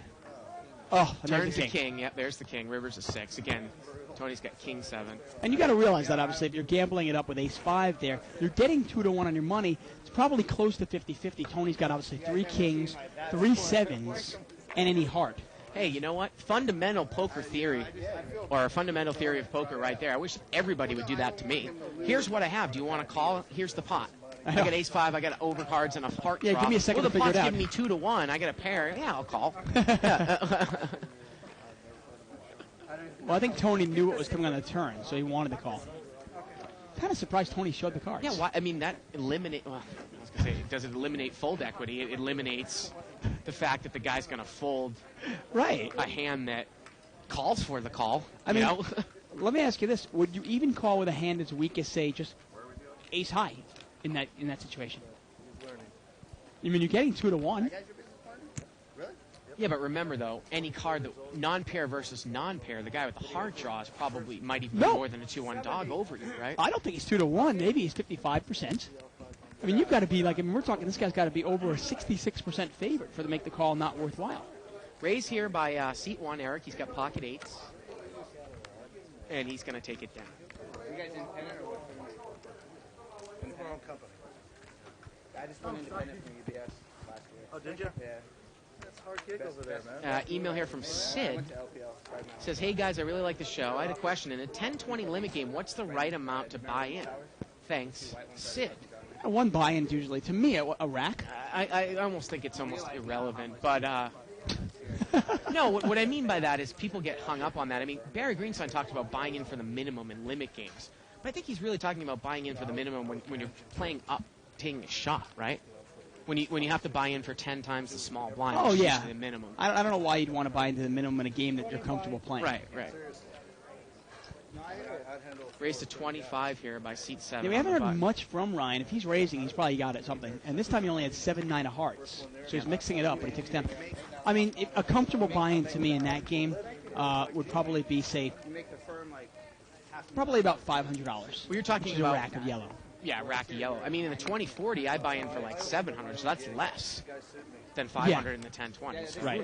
And obviously no limit being different than limit hold'em. In a limit hold'em game, blinds are 10-20. You know, you're buying in for 25 times the big blind with $500. Right. A year into it. You do contract. Ace King of Clubs here for Damon in seat 6. 25 times the big blind in a limit game is probably a pretty good reference point there. Obviously, if it's a split game, if you're playing Omaha 8 or better, stud high low, you can probably buy in a little less if you wanted to. Gus is going to call here with Queen Jack offsuit on the button. You know, sometimes the only little problem I have with Gus's game is sometimes he's a little off pre-flop, calling a raise with Queen Jack here. But, you know, maybe if he thinks he can outplay the players. He flops top 2 pair here. See how he's going to play it here. You guys are giving me this much money up front. It's not a flop you want to mess around with, though, is it? It wasn't a non. Well, Damon checked it. We're giving you. And you know what? I love the bet here by Gus if he bets because it makes it look like I'm just stealing on the button, right? Right. 40. Well, you were the pre-flop raiser. They're expecting you to bet. No, Damon was the pre-flop raiser, and he checked the flop. and Oh, Gus is I put- got you. Thank you. Okay. And look at this. He's going to get a call from James with bottom pair. And Damon's going to overcall with the gut shot and backdoor clubs. Wow. Unbelievable. Turns a deuce. That's a good card. Well, But it's- now James picks up a flush draw. Yeah. It wasn't. You guys didn't have an. Interesting that Damon would overcall. What firm? I mean, you can't be overcalling looking for the overcards, can you? Now, sometimes, you know, Gus is going to bet 100. Sometimes a person like in James' shoes might check raise here, but he just calls again, and the pot is approaching $500. It's about a $400 pot. As we go to the river, Yep. James needs a spade Or an 8. or an 8, and the river's a 9. But look at that. Anyone with a 10 would have a straight now. Now, can James bet big and represent? And he's going to try it, but I don't think 200 Well, is it's going a to do it. $400 pot. He bets 200. So it's a $600 pot, 200 to call. Gus has got to think, can this guy make this move 1 out of every 3 times as a bluff? It's I good- can beat 2 pair, 8s and 9s. Yeah. But would he bet 2 pair?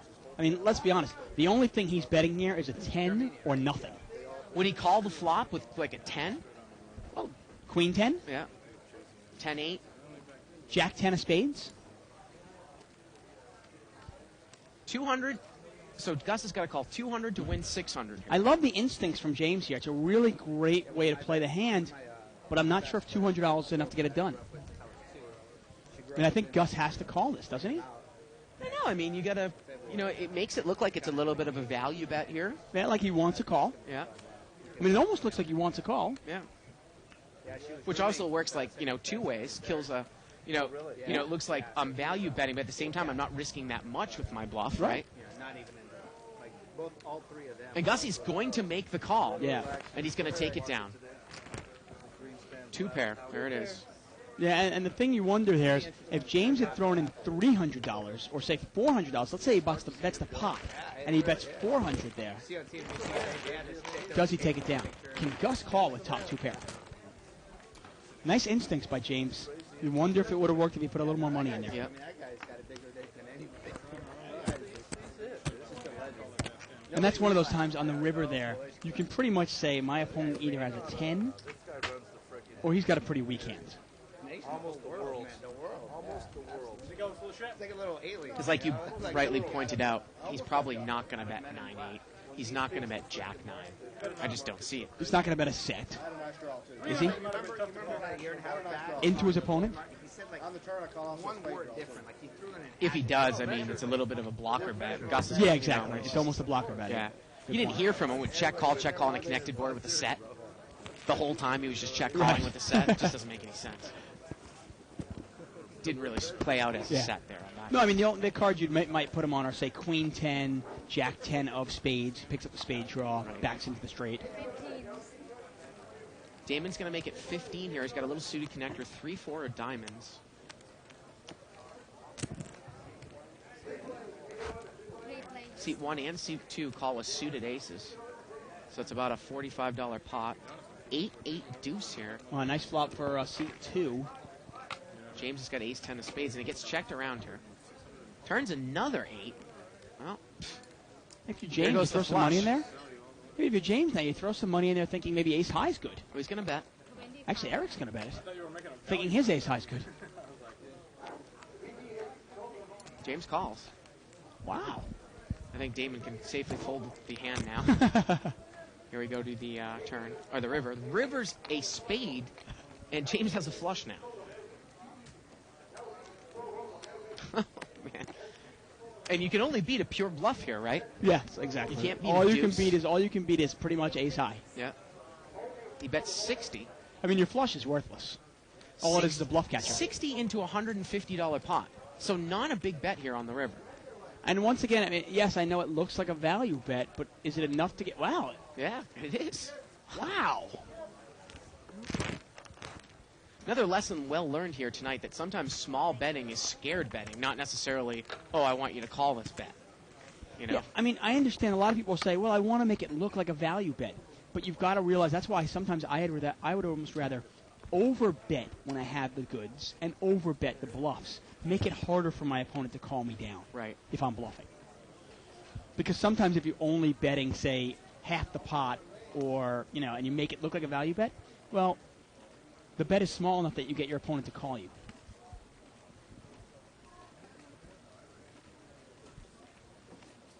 And I didn't think that $60 bet would do it. The thing that's strange is if James is not going to call the river, why did he call the turn? Raise here by seat 1 to 45 with 8-7 offsuit on the button. Eugene's got an ace-jack offsuit from seat 3. He's not even going to get involved, and Damon does not get involved. Now, Sykes here on 2+2 wrote the hand odds for the king-7 of hearts against ace-5, and it was 55-45 king-7, but obviously with the 2-1, it's an easy call. But I think Sykes, where you got confused, is Dave wasn't talking about calling with ace-high with the shown ace-5. He was talking about calling ace-high with the shown king-7 of hearts. Right, showing flush draw. What were the odds there? Yeah, you won that. Non-pair against non-pair with a flush draw. Yeah, obviously, if I only have ace high and the guy's Right. got ace 5, Right. yeah, I'm not going to call if I only got 3 outs. Right. But if I have ace high and he has a king high, you wonder. Button's over there in seat 3. Pretty active night tonight. A lot of chips on the table. I gotta tell you, I still don't understand, why did James call the turn? That last hand. I mean, he calls with the ace 10 of spades, hits his flush, and then throws it away. It doesn't make any sense. C2 raised here in the cutoff with Queen Jack, and he's hit top pair. Got a couple callers here, Ace 5 and Queen 6 of spades. And James is going to bet. Well, I give credit for James. He's bet his good hands, it looks like, so far. So No, I like James's games. I think his instincts are right there. I mean, you see Corporation Mike sometimes bring it in for a raise with Queen Jack and then check that flop. You know, it's mind-boggling. Backwards poker. Yeah, you know. Really is. It's backwards. Yeah. Nice I mean, James's stack doesn't look very big, but he's got those white chips, which are $100 chips out there. Yeah. So he's got close to probably $600 there. About 20 to 25 minutes left in the show tonight. And it's tomorrow on the East Coast. Did you know that? That's nutty. That's crazy. 30. It's already February 1st, you mean? Now, do we have any... How about anybody who's watching the show from Nova Scotia who's an hour and a half ahead of everyone? Atlantic time. Or is it 2 hours? I mean, hour and a half ahead of East Coast time, or half an hour, whatever. Wait, it's an hour and a half? There's actually a half-hour one? I think that Newfoundland is an hour and a half ahead of the East Coast time, and Atlantic time is an hour ahead of East Coast time. Really? Okay. I think. Jack 4-8. We got a set of 8s for Damon. Nobody has a jack here. Now, the interesting thing is if he slow plays his 8, James is open-ended with the backdoor flush draw. Well, Tony's going to bet 100 here with King 10. Let's see how Damon's going to play it. He's just going to call. And you know what? He might get himself in trouble here because James has got a real hand. James has got 9-10 of diamonds. Turns a jack, and now he fills up. And James got a flush draw now. Yeah, but now he's drawing dead. And you wonder if that card is going to get James in trouble here. He's now open-ended with a flush draw. But obviously the board is paired. Yeah. And Tony can't like his hand, obviously, called in 2 spots. Now, Damon check called with the set, and I think it's gotten checked around to him again on the butt. And look at this. James bet 200 here. Now, and if you're Damon, do you put a little raise in there? And he does. I think you have to, because if James is a big He makes 500. Look at this. James is going to move all in with his draw, drawing totally dead. Yeah, He's drawing totally dead here, and this pot's going to be about 1,300. And the river is inconsequential. It's a 10.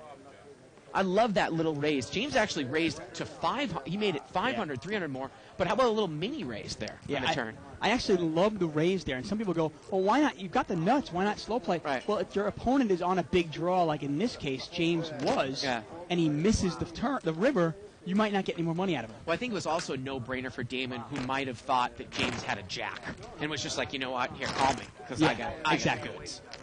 You know, multiple reasons there why you would raise. How many times have we seen somebody have a monster, and they slow play it to the river, and Guy misses. Right, and the guy misses the draw. And he just gives up, checks and folds. Now, a case could be made sometimes if you're in a deeper game where you might want to let the guy hit his draw. Well, you also might want to leave the guy chips to bluff the river if he misses his draw. But again, in that case, with the jack paired on the turn, Damon's got bottom full. You can put the guy on a jack, and you can just raise there at that spot and just safely get his chips, I think. You know? Yeah, I mean, even in a big game, though, let's say they each have a couple more $1,000 behind, I still raise it up to, say, $400 or $500, get a little bit more money in the pot. You never know. You give your opponent the opportunity to re-raise you. And again, I mean, James put all that money in without a second thought, without the thought that the board was paired. Yeah, he was open-ended with the flush draw, Dave, but he was drawing to 15 outs that weren't clean. He was actually drawing dead, but if they were clean, 15 outs, the board was paired. With one card to come. And did he even have 2 to 1? Well, I think when he put $200 in there, I think he had basically pot committed himself. There's no way he was going to put 200 on the turn and then throw the hand away. Where'd he go? And sometimes you can use that knowledge too. Remember, if your opponent knows you're pot committed, Is he gone? and he's still moving all in, he must have a pretty big hand, huh? Change your seat, dude. Once again, we are live at the bike, folks. I'm David Tuckman here with Bart Hansen. You're watching a No Limit Hold'em. Blinds are 5 and 5. Who busted him? Don't miss tomorrow night's show. Tomorrow night's show is our big game, 25-50 blinds, unrestricted buying game. Button is in seat 6. Put him in. Just sit down. There's only a half hour left. Everybody's easy money. Some of those players are playing already. I want Francois money. Yeah, easy money right here. 15. David and Bart want to come out here now. $15 raise here by seat 5. Right, David? Yeah. Well, they probably wanted to come out in the first place. Ace 10 offsuit. Gus has got 9 deuce of spades, and he's going to make the call. Heads up here. Yep, ace 10 against 9 deuce of spades. Jack 3-4. Gus checks. Heads up. Is Tony going to bet this? Nope. Checked right behind him. Turns a 7. Gus checks again here.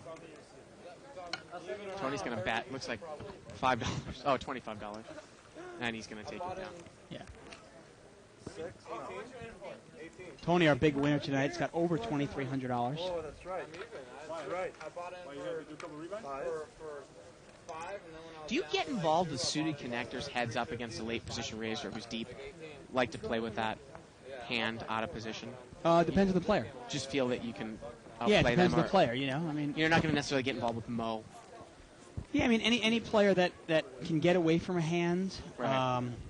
or a player that I don't really want to play heads up. Like, yeah, like Mo, exactly. Yeah, Mo's a good example. like me. You, I'd probably call. Queen Jack offsuit here, seat 9. We actually haven't played at a table in a while because we're on opposite shifts, but I just always know when you raise in late position, just come right back over the top of you. Yeah, it's I've done easy. it a couple of times. Exactly. Yeah. Because whenever I raise, I always have garbage. I never have a real hand. I love that. Spread the word, please. Pocket 8's over here for seat 7. And I believe that he raised Ryan. Call please. 4-way action. Gene's all cocky again. He's still talking Yeah, shit. Jack 4-3 here. Well, pocket 8's is good. He must have something. But you- actually, George has got top pair. Yeah, Eugene's got a wheel draw. Like 3, 4. Backdoor spades. Okay, please. And George is going to come out, and you can see he's going to bet from early position into multiple players with top pair, as we saw him flop sets and just check, call, slow play, slow play. Yeah. Even with something like 2 pair there, I think he check raises. Yeah, you can pretty much dismiss a set of 4s, 3s, or jacks, right? Yeah, anytime you smell a player that plays that way, when they're betting from early position, it's a pretty good chance that they have top pair.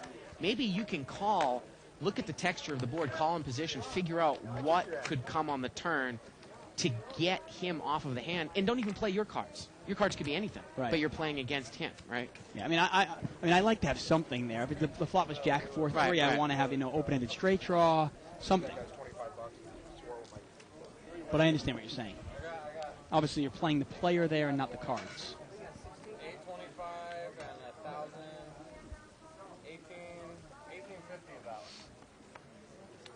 Button is in seat 8. That's Gus.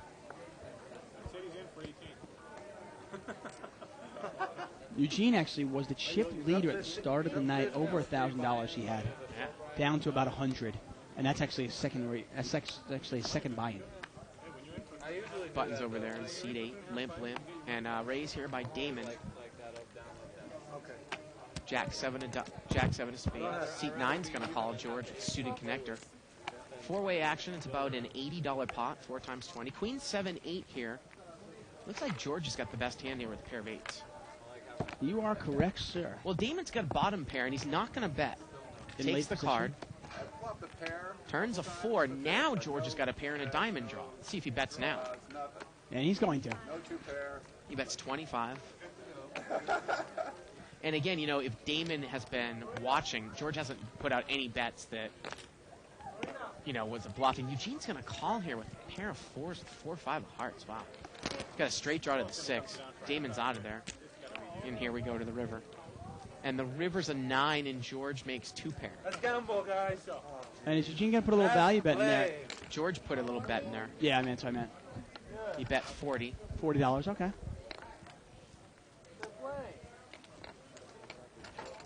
Now, we haven't seen George bluff very often. I'm going to buy in 200. Is that okay? Bull crap. 500. And George is going to take it. This late. 6. 4. Don't be a wuss. Take it down, George. Yeah, we got about 15 minutes in tonight's 15 minutes left in tonight's show. By the time they bring somebody over here, the game's over. Yeah, I want to be on TV for half an hour. Button moves over there to seat 9. Francois, new player coming into the game. Francois is pretty Pretty solid player. Yeah. KG. Not necessarily the type of player that I might want to mix it up with. I mean, I think one of the first things we say is when you go to a table, you try to figure out the players that have the ability to make moves on you. Right. And who you want to mix it up with, right? Yeah, you pick your targets. Right. You know, right.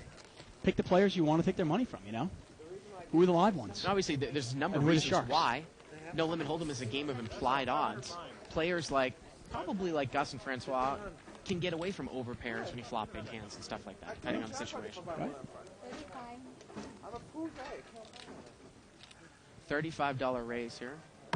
I'm a sucker. Everybody wants me on the table. 35. 30 more. What happened to the last guy here? They lost all his money? Yeah. Look at this email here from David Stanfield from Halifax. He says Atlantic time is 1 hour ahead of Eastern time, and Newfoundland time is an hour and a half ahead of Eastern time.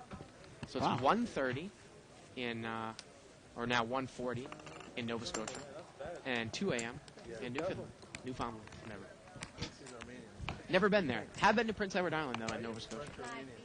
Greek, French, Italian, Persian, whatever you want to call them. American, Hawaiian. Button moves over here to Japanese, whatever. seat number 1. Whatever you want. Cuban. I thought he was African American. Whatever you want.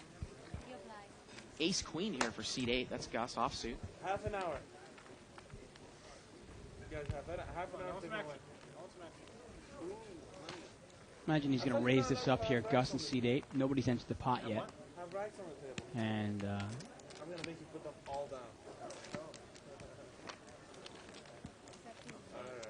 Yep, there we go. Looks like it's to 20. Now George is going to call here. He's dominated with Queen 10. yeah. One of the things. Fortes.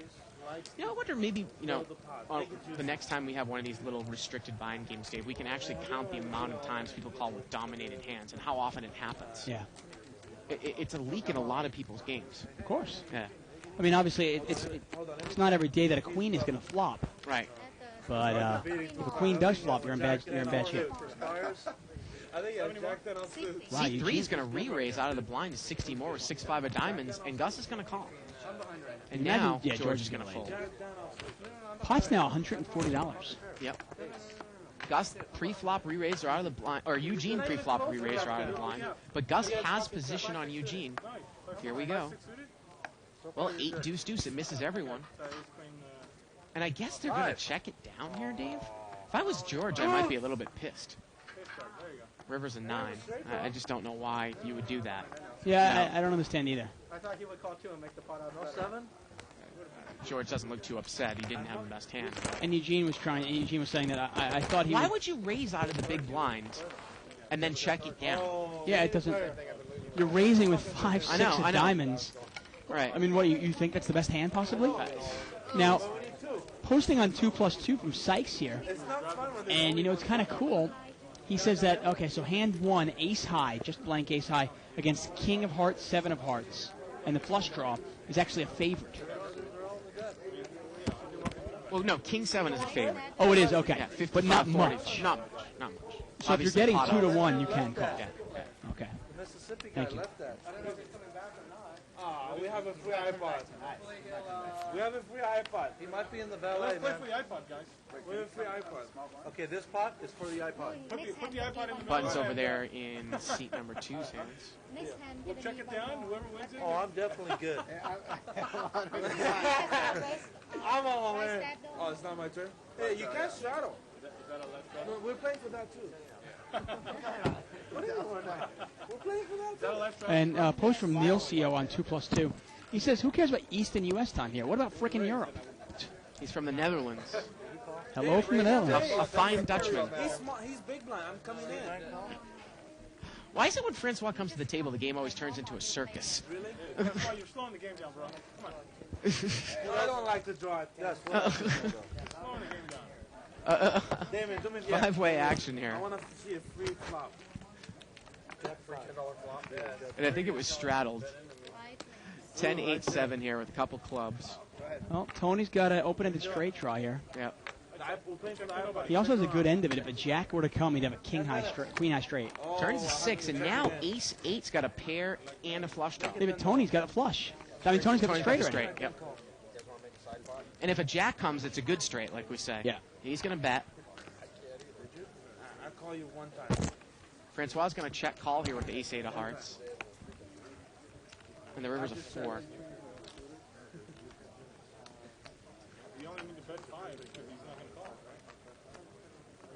And I guess, you can make that call if you're Francois, not here on the river. He didn't make the call on the river, but I was going to say on the turn, if you think that your player and the amount of the money in the pot lays you the fact that he might not fold the 9, he might pay you off into the tunes of whatever the bet is on the turn, about, 5 to 1 with one card to come, right? Yeah. What I mean by that is you get one chance in 9.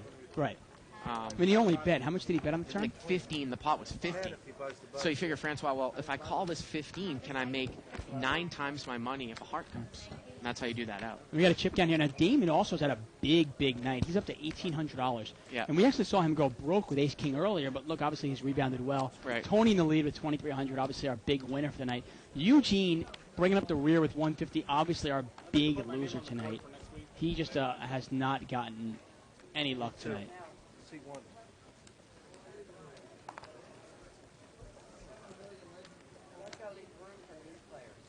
Buttons over there in Francois' hand. And I guess Barry Woods is taking the week off for family time. I guess that's code for. He's going to be here on Monday. That's on code. Friday. That's code for my wife won't let me play this week. Limped around here. Gus has got like a fan base, though. Ace 10-7 rainbow. Yeah, he gets like 100 email a week. Oh, did you, George with the best hand here with second pair. I think it's all single mothers. my favorite. He's in position and he's going to bet $20. Hey, bad publicity right there. Looks like he's got the best hand. He's going to take it down. And Tony's got a lot of chips for this game. Well, the interesting thing is that Tony's got a lot of chips and Damon next to him have a lot of chips. Yeah. And if they clash, we're talking we could see a $4,000 pot. When we first started spreading No Limit Hold'em, we started in the 100 game. That was the first game we started. I remember a guy walking out with $3,000 in the 100 game. In the 100 game. I like brunettes. That's huge. Yeah. Crazy. Button is in seat 5. That's Tony. I like brunettes. I don't know if anyone else similar restricted buy-in stories about how much money these guys have. I mean, we can buy in for 500 and people are constantly rebuying. 3,000, it's a lot, but it's not unheard No, you can of. easily. Yeah. I mean, I played this game. What was it? Maybe I want to say 6 weeks ago or so. I think I won 1,500 in the first 20 minutes. Right. Raise here, King 7 offsuit. I mean, tonight we saw Tony win 2,000 in a span of maybe, 6 hands. So, is that Art that's moved over to seat 2? Wow, they're hot. He raised with King 7, I believe. Hold on, now that you ask. So we're going to see Can I get my cards back? six-way action here. Where we at? Yeah, and look at that. Francois mucked at 3-4 of clubs. Fairly late position. $20 raise. Maybe he figures he doesn't have enough in front of him. But Yeah, he doesn't have that much money right now. Remember, he hasn't. He just God. got in the game. Oh my God. King 6-8. Well, Art's hit top pair here. But look at Gus. He's got a better kicker. Yeah, but how do you know where you're at, though? Remember, this was the razor. I mean, you got to think that if he has a king, he's probably got a better kicker than you, right? Well, Gus is in early position, so is he going to lead out and see where he's at from up front? No, he checked it, it looked like. And it's going to go back over to Art, and he's going to bet. Now, remember, Art had bet weak with his weak hands. Let's see if he's going to bet a little more now. He's going to bet 50 into a pot that's 120. Well, still a little bit of a weak bet. Yeah, it's not quite enough, but let's see what happens. Well, now, though, if you're Gus, how do you play the hand out of position? Do you check raise? Now, Damon is going to call with 6 deuce. Wow. Now, the only thing that's interesting about Damon's players, I don't think that Art has enough money to make this play worthwhile. And did Damon's call, does that mean that Gus is not going to get involved with the hand? I don't see how Gus can call this. Can overcall with King 9. And there you go. He folds. Yeah. I don't mind the lay down at all. No, I don't either. I mean, King 9 is a sucker's hand. Doyle Brunson used to say that. Yeah. Probably still says it. And here we go to the turn. Turn's a 5. Now Art's open-ended with top pair. I think Damon's trying to make a move on the wrong guy.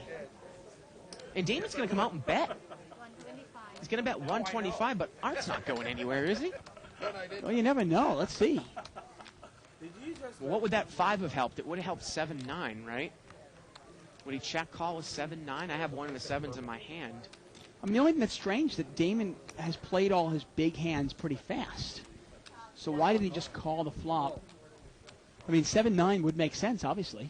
Well, Art's going to call, and we've quickly got a pot here that is about almost $350 as we go to the river. And he doesn't have much money, and there's the third king. Yeah.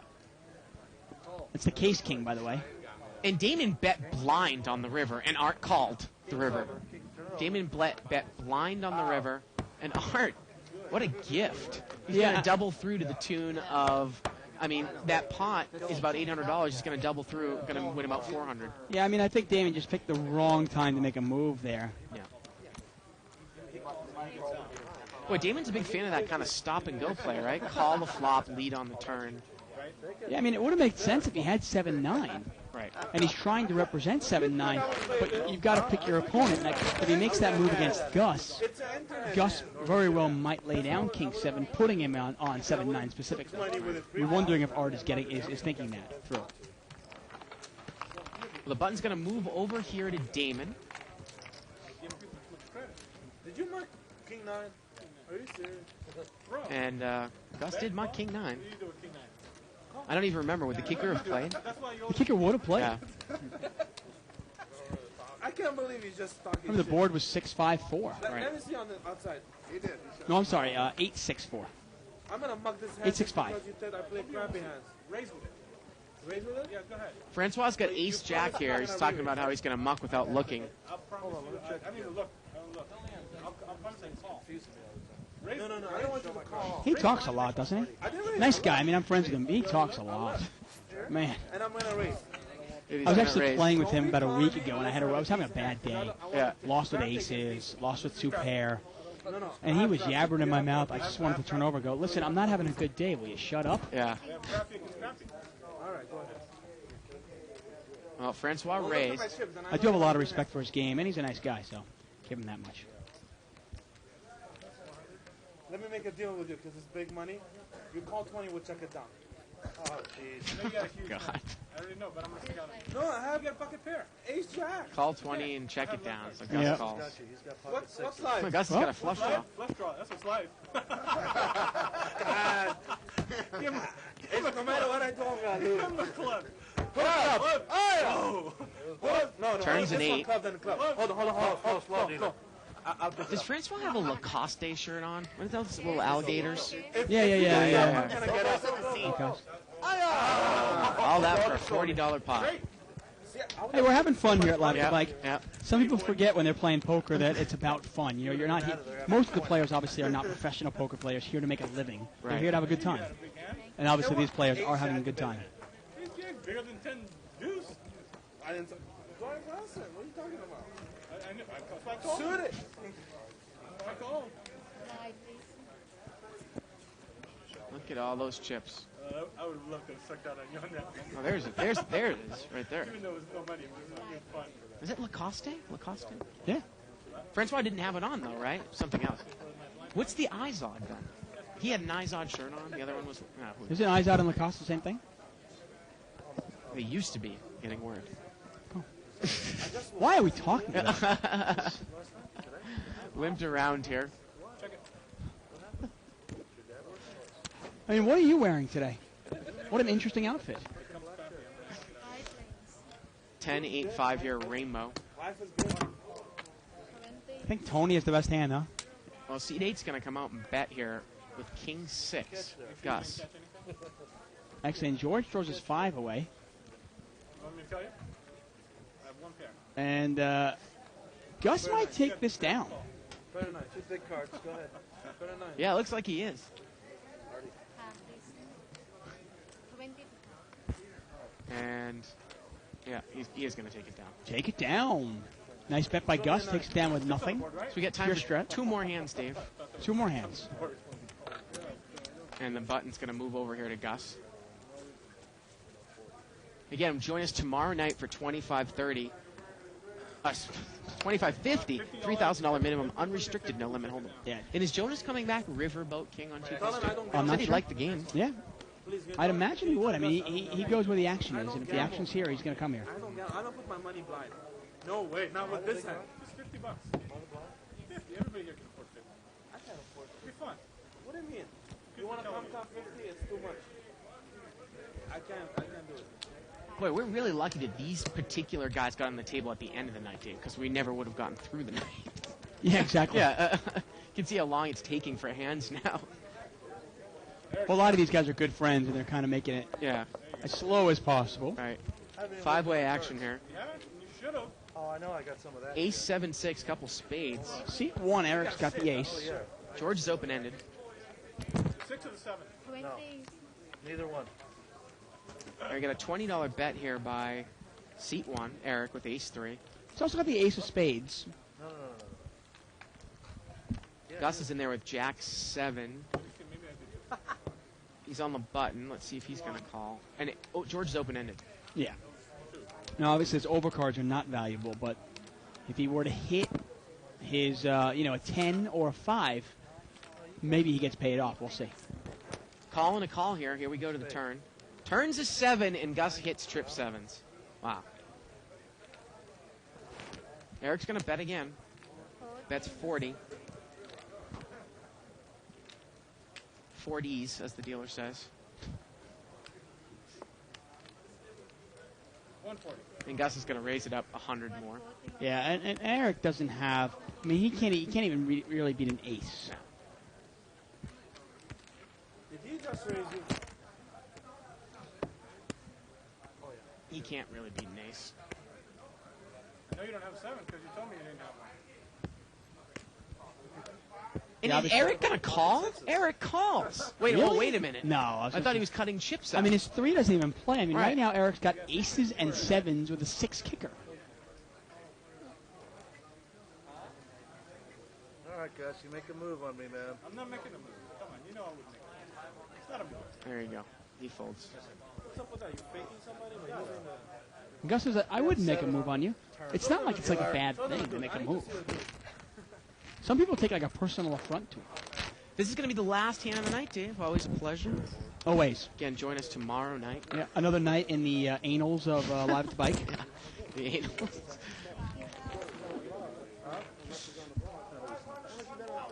Butt moves over here to seat 9 for the last hand of the night. Last hand, folks. Yep. Hold on to your hats. Wet, right? Next hand's the See, more special effects we need. We need a drum roll here. What am I going to do? My ace is okay until the turn. I know that. Nothing else I could have done any different. A lot of chips on the table. Do you ever get frustrated if you're at a table and you're playing in a game like this? 7, Eric, I showed it. Well, I mean, the game was great until about 15 minutes ago. That's what I mean. Do you ever Yeah. get frustrated if a game like this where the game just, it seems to like, come on, Yeah. guys, let's go. Yeah.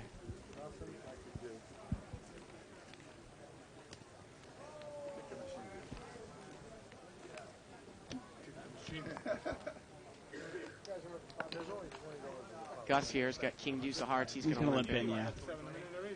And it's going to be limped around 5 ways. $25 pot buy. What do you think of that? After the flop. There's 1, 2, 3, 4, 5 times 5. Jack, 4 deuce. I bet 20. And George has got top pair here. And I think he's on the button, so. Gus might bet this in the cutoff. It gets checked to him with King Deuce, backdoor hearts, overcard. But everybody checks. Wow, George checked this jack. Well, now he's got 2 pair. Really odd. Yep. I mean, as if his hand was strong enough to slow play. And now Gus is going to bet. He's going to bet 20. And George just calls. Damon's got a flush draw now in seat 6 with a pair. Yeah, I mean, he's playing it really strange. Damon just calls. Hey. Here we go to the river. River's a diamond, and Wow. Damon makes a backdoor flush. Yeah, and you know what? I mean, if George is going to lose money on this pot, I mean, he's got nobody to blame but himself. I mean, what's going to happen here? He's on the machine first. And look at this. Damon checked it, and George bet the river. And Damon's going to check raise the river. I can't believe he check rate. I can't believe he I expected. can't believe he checked the river. The Yeah, way I mean- that hand went down. I mean, how can you count on George betting? Unbelievable. Yeah, really, really weird. And George is going to pay him off with Yeah. 2 pair.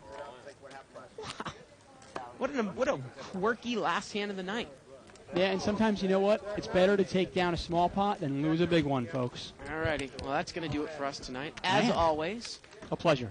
thank you for joining us, Dave. I want to thank you for doing expert, skilled commentary. No. So- Thank you. You're welcome. So for everyone here in the booth, and for David Tuckman, I'm Bart Hanson. Good night, everybody, from Live at the Bike.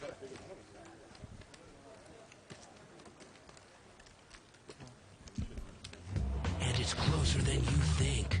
It's not a tournament. It's what you don't see on TV. The cash is real. The stakes are high. They bet big. They win big. They lose big. High stakes live action poker. Live at the bike. Watch it live on the web or play it if you dare at the Bicycle Casino right here in Los Angeles. A lot of big pots. A lot of big pots. I'm saying on the turn he makes a pair. I can't. On the turn he makes a big enough bet. Yeah, you're not gonna chase it.